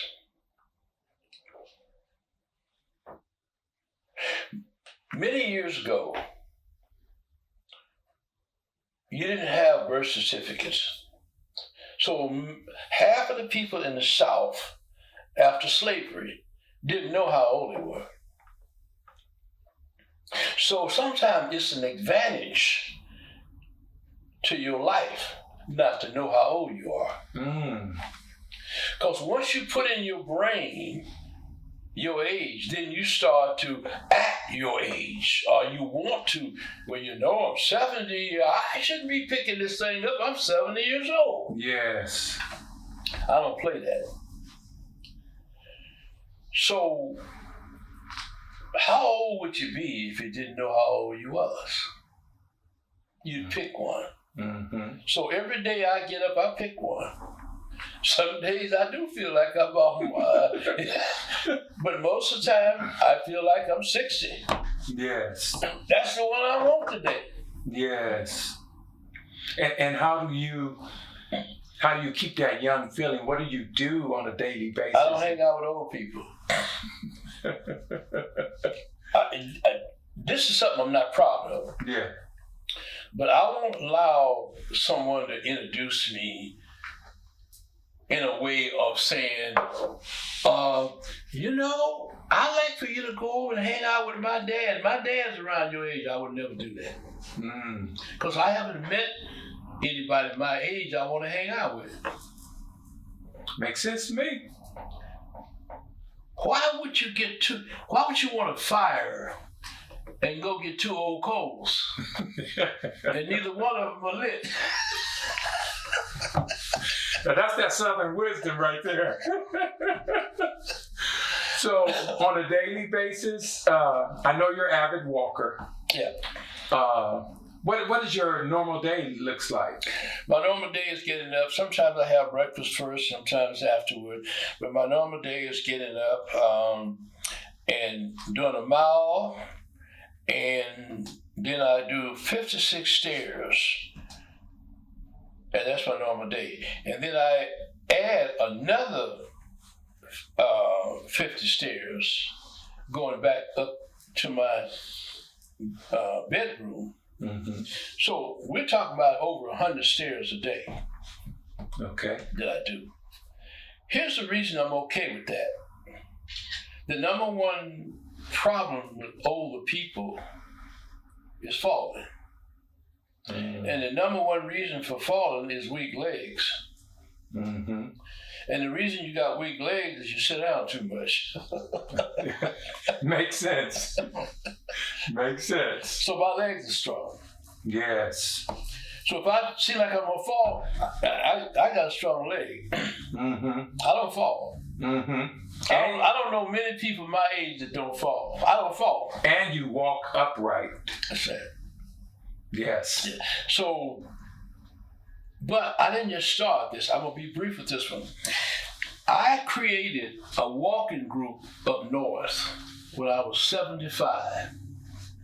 That I walked from Fremont, California to Menlo Park to my business. 13 miles across the Dunbarton Bridge. Mm. The first walk I created, I was going to do it by myself. I heard a knock on the door that morning. It was my son. Mm. I said, "Boy, what you doing here?" He said, "Dad, I can't let you go across that bridge by yourself." So he and I did it. Mm. And I did it for 7 years after that. And I had at least 30 people walking with me. Beautiful. And I had my grandchildren. I had grandchildren coming out of Texas. All of Jason's kids grew up walking with me every year. So I've always been a walker. That heart strong. Yeah. So during your lifetime, you have reinvented yourself many times.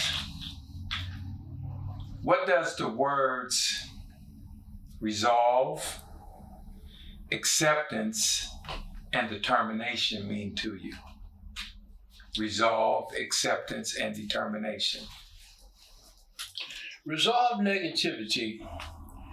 Accept things that doesn't necessarily always measure up to your expectations. And the last one? Determination. Determination. Give out, but don't give up. Mm.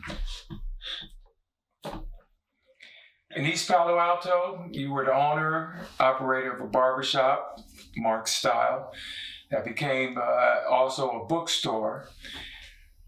What was the purpose? I know you talked about it in brief, but if you could talk about it a little bit more. What was the purpose of establishing that safe space for the people in the community there?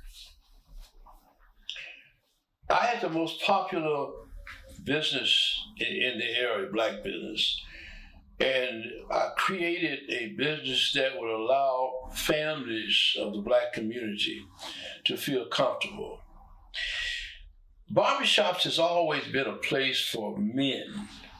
It's a black man's country club.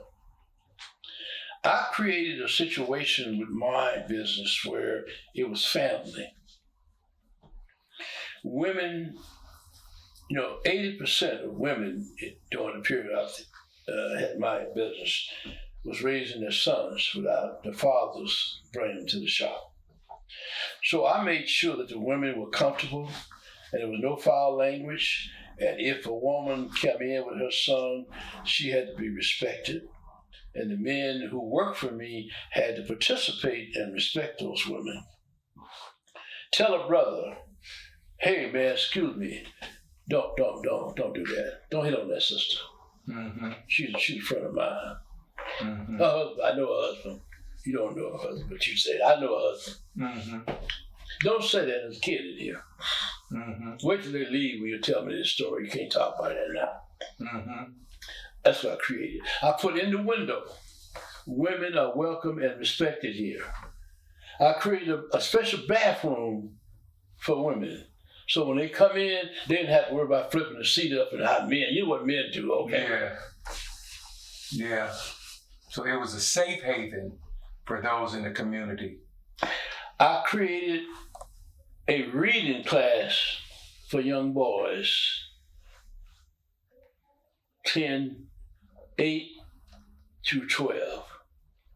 Every Saturday morning, they would come to the bookstore, and in one corner, I would get with them and help them read books. And when they couldn't afford to buy the books, I'd give it to them and write it off my income tax. There goes my numbers again. Were there, how much of those young men coming in and you assisting them into elevating their literacy, how much of yourself did you see in them? A lot. That's why I did it. I wish somebody did that for me. I would have been functional illiterate. But a lot of those kids, I saw them, they were poor readers. I took them back there and would hang out with them, and I said, read this for me, just to see if they could read. Mm-hmm. And I said, oh, this community got a problem. And I said, I don't ever want any kid to grow up like I did. What can I do to help?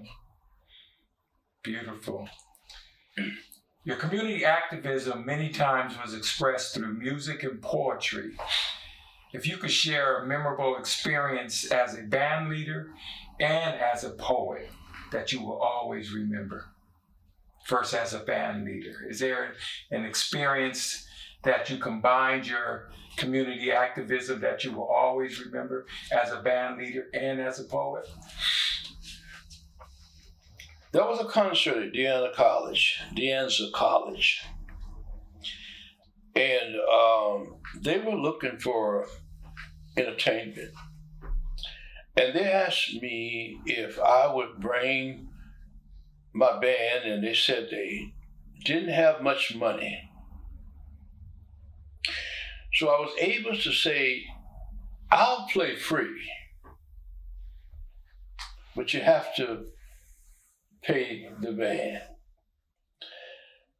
They didn't even have enough money to pay the band. So I went to the group and I said, how little money will you guys take to do this concert for me? And the guys said, hey, gasoline, bro. I said, thank you. At that time, George McGovern was running for president. Willie Brown was the MC. I brought in my band.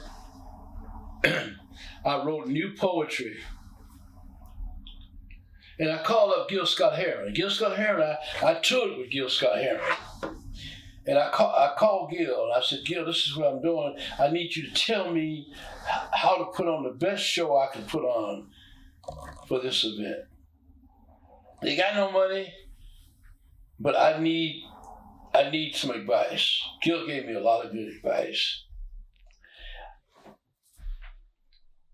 And he said, you can even do the revolution without be televised. Oh. I said, Gil, I don't think I know that. He said, well, learn it. Okay. So, I performed it. The papers came out. It was like 4 papers came out and said one of the best performances they've ever seen in that area for Black history. So I met Willie Brown and we became friends. Okay. We were both hat people. Okay. And he said, I want you to start buying your hats where I buy mine. I said, Willie, I can't afford them. He said, yes, you can. He said, just meet me at where I get my hats. And Willie Brown and I became friends. And even today, I think just before the president, Kamala Harris lost, I talked to him on the phone. That's the connection. Yeah. You have been described as a seer. What is a seer, and what are the blessings and struggles that a seer encounters? You got to see what you're looking at. And you got to look beyond what you see. And then you can sit down and see it. Is there a difficulty in sometimes, like I think it's attributed to Solomon that said, in much wisdom there is sorrow. Yeah. As being a seer and knowing some things and having a life experiences that you have there ever been a situation where you saw a development of something and try to prohibit or save someone from it, and they didn't listen to your guidance, and that was painful? And did that prohibit you from being forward with other people and sharing advice that could help them? I think maybe I have been over anxious in being a seer, because sometimes we try to hold other people to our own standards. And that's a fault. I tell you why it's a fault, because God gave us all a level of talent and a level of endurance. But he didn't say that we would all be on the same level. Yes. With that. And it's hard not to think. You can have 4 children. They could be all 4 boys. And you can go out there and throw the ball. You're not going to, they all are not going to catch the ball the same. Yes, true. Some are going to drop, some are going to catch it. Somebody going to be afraid of it. That's how life is with people. Yes. So you have to be the type of person to understand that and be patient. And I haven't always done that well. Yes, because of your own overcoming your own obstacles. Sometimes it's difficult to absorb how a person can struggle in a certain way. I get very impatient with people who know they got to change and just talk about it every time you see them. Mm-hmm. I get very impatient with them. Mm-hmm. But I have realized that it may not be time for them. Mm-hmm. They may not have had the embarrassment of having a girl write you a letter. Yes. That I had. Yes. Yes. Yes. You're on the same road, but it's a different journey. There you go. I've read a statement attributed to you that said, I will be what I practice the most. What does that mean? If you drink every day, you're going to be a drunk. True. True. If you read the Bible every day and try to do the right thing by everybody for the right reason every day, you'll probably be a Christian. Mm-hmm. So find the things to practice the most. And that's probably what you wind up being. Positive or negative? Positive or negative? I like philosophy. Okay. All 4 of my motivational books are about mind and philosophy. All about this. I got a chapter that talks about silence is one of the best weapons that you can have. Silence. How so? Because you don't judge silence. Mm. You can't fight silence. You don't argue with silence. Mm-hmm. And silence solves a lot of problems. And it's the hardest thing for us to do.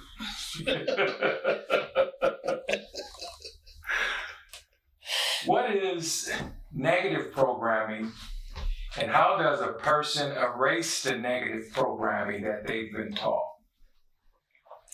Well, negative programming is, unfortunately, our young girls get that growing up, negative programming. They get programmed that they're better than their brother. These women teach their daughters that they're better than their sons. That's negative programming. So a lot of women don't stay married because they think they're better than their husband. Mm. And they got that from their mothers or their parents. Oh, she's a queen. Oh, well, first of all, there is no queen without a king. Mm-hmm. When they said, take your daughter to work day, I took my son. Mm-hmm. Because we teach our son to get a job, we teach our daughters to go to college and get an education so we don't need a man. But now you're going to tell me to take my daughter to work to show her? Yeah. So we teach our daughters and they fail. Women are not better than men, but they're taught to believe that. That's negative programming. I just give you one example. Yeah. That's negative programming. Makes sense. Makes sense. So what you have to do is, maybe I thought that at one time, but what I came up with, I am just as good as women. And I deserve the same thing, the same understanding. Mm-hmm. The same patience, the same courtesies. If I can't call you out, don't you call me out. Right. Exactly. Literally. That's why I ain't married though.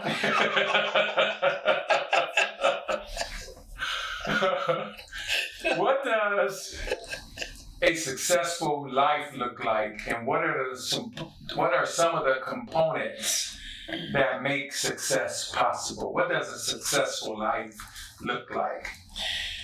To me, a successful life is having people, hopefully your children, your wife, or your husband. But I started children first. Respect and care about you. Care really and truly care about you. That's success. All the other things, and you don't have that, you're really not a successful person. I don't care how much money you got. Mm-hmm. I've been a high value man for years. Mm-hmm. In finance, in romance, but the highest value that I appreciate in life is respect and having my children really care about me. That's what it looks like. Someone who really said, I really, not just through words, but they've proven to and showed you they really care about you. That's success. That's success. Because you got to remember now, when you're laying there in that box, nothing matters. It's about knowing that prior to getting there. Prior to getting there, what kind of successful life did you have? Yeah. Prior to getting to that box. Yeah. Because you're going in the box. Right. Final destination for everybody. Yes. No matter how much money we have. Look at the fire we got now in the area. Yes. Some of those people got all kinds of money. And they have to look back on their lives and say, wow, what is success about right now? It's different. It looks different right now, doesn't it? Society programs us to have a phony sense of value on success. But you should have a spiritual success. Spiritual values make you have a spiritual successful life. Spiritual values. There's some things I won't do to you. There's some things I won't say to you. Certain ways I won't treat your wife, man, just because I know you. Those are spiritual values. We've gotten away from that. In our society now, if it feels good, must be good. Feel all right, let's do it. That's not success. And that's why we are, as Richard Fry said, that's why I'm in the shape I'm in today. True. Why is it important to tell your loved ones that you love them? Why is it important that physically for them to verbally hear you express to them that you not only love them or how much you love them?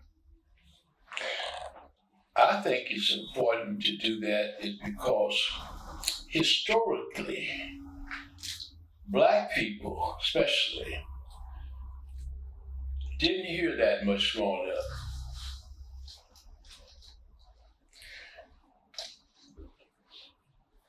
Well, I feed you, don't I? That's enough to know, don't you know I love you? I wouldn't feed you if I didn't love you.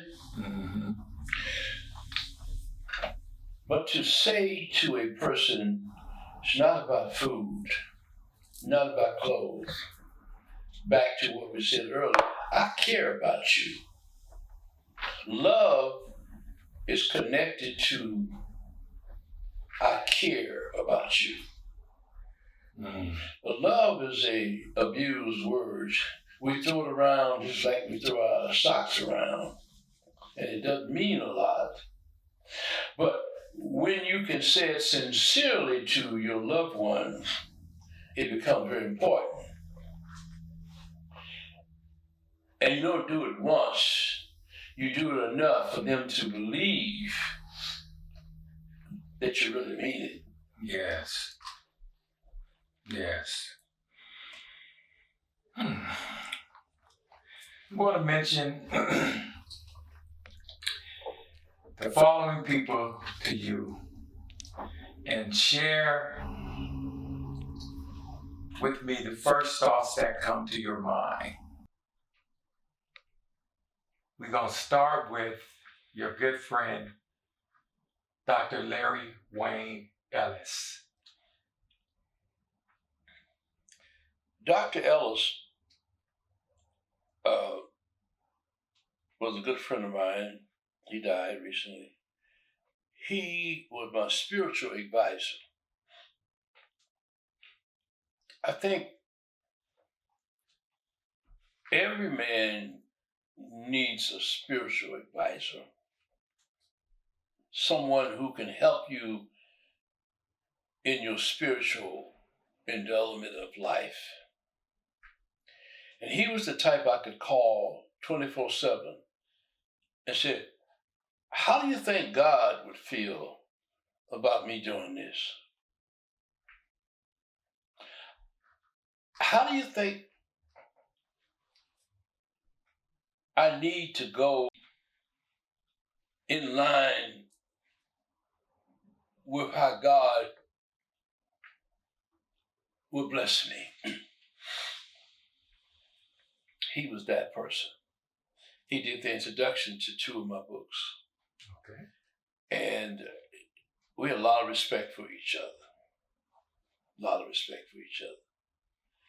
How about Mr. Gil Scott Heron? Gil taught me how to be a poet. Okay. I mean, I wanted to be a poet, but I wasn't quite sure what style I wanted to have. I got Gil Scott Heron style. Okay. The revolution would not be televised. And I wrote a book and did a piece called Rhythm is Accent in Time because Time is Changing. Rhythm is accent in time because time is changing. Time is transparent strokes and unfinished history. Time is the future of the world. Time is the future of the world. Where will you be? Do you know? You know, and Gil said, that's my favorite, man. Okay. Let's do it. So, Yeah, you know, he taught me how to be a poet.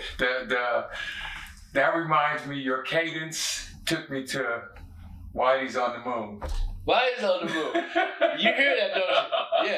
Yeah, okay. So Gil taught me how to be a poet. Okay. He loved my writing. We were friends. And whenever he would come to town, he and I had the same views on Nicky Giovanni, whom, okay, I don't get into that. But, that was my man. One of the most talented. He wrote his first novel when he was 16 years old. Brilliant. Plus, he was a poet, musician, singer. Yes. And I was a poet, musician. I couldn't sing. But what I do, I compose music for my poetry. Yeah. I just gave your friend there a CD. Yes. And on that CD I composed and played all the instruments, all the music behind my poetry. So, but Gil would go in with a whole band. Yes. I would go in with just the keyboards. Yeah. That's how special he was. How about lastly, Ron and Sheila? Ron was my best friend for years, and we had a lot of. We both were great jazz fans, and we talked jazz. We both loved Miles Davis, as you know. I love Miles, and we used to go to a lot of concerts together. We went through a lot. I watched him go through a couple of marriages. He watched me go through, and we were able to, cry on each other's shoulder, criticize each other, joke with each other, put each other down, lift each other up. So that's the kind of friendship we had. Do you have, getting towards the end, do you have any traditions that you desire your children to maintain after you transition from the flesh? I want my children to always stay family. Number one. Number one, stay family. Spend your time knowing that the most important people in your life is your family. That's what I want them to do. And take care of each other.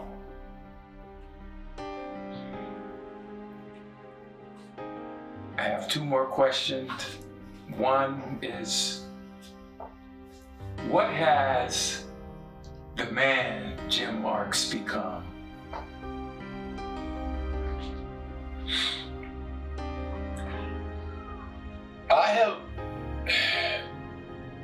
become a person if you get to know. You will not only respect, but you will admire. But first you have to get to know me. If you don't get to know me, you may think I'm braggadocious. I'm just bragging. But if you get to know me, you know I'm not. I'm not full of myself. I'm full of progress. That's the difference. But myself is involved in it. Yes. You have to participate. Oh.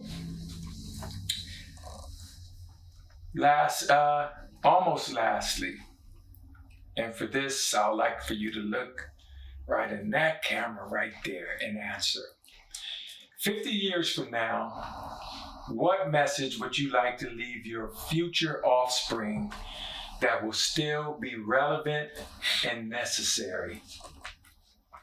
Well, always know that everything I've done, I've thought about good first. Hasn't always been good, hasn't always been right, but I've always thought about good and right first. And I've always developed this philosophy: do the right thing for the right reason all the time. Is there anything else that you would like to express that we didn't cover? This is your opportunity to do so. I would like to say that, as you know from reading my articles and things, that you researched on me, you did your homework very well. Thank you. I've been interviewed, CNN, ABC, NBC, several places for my achievement.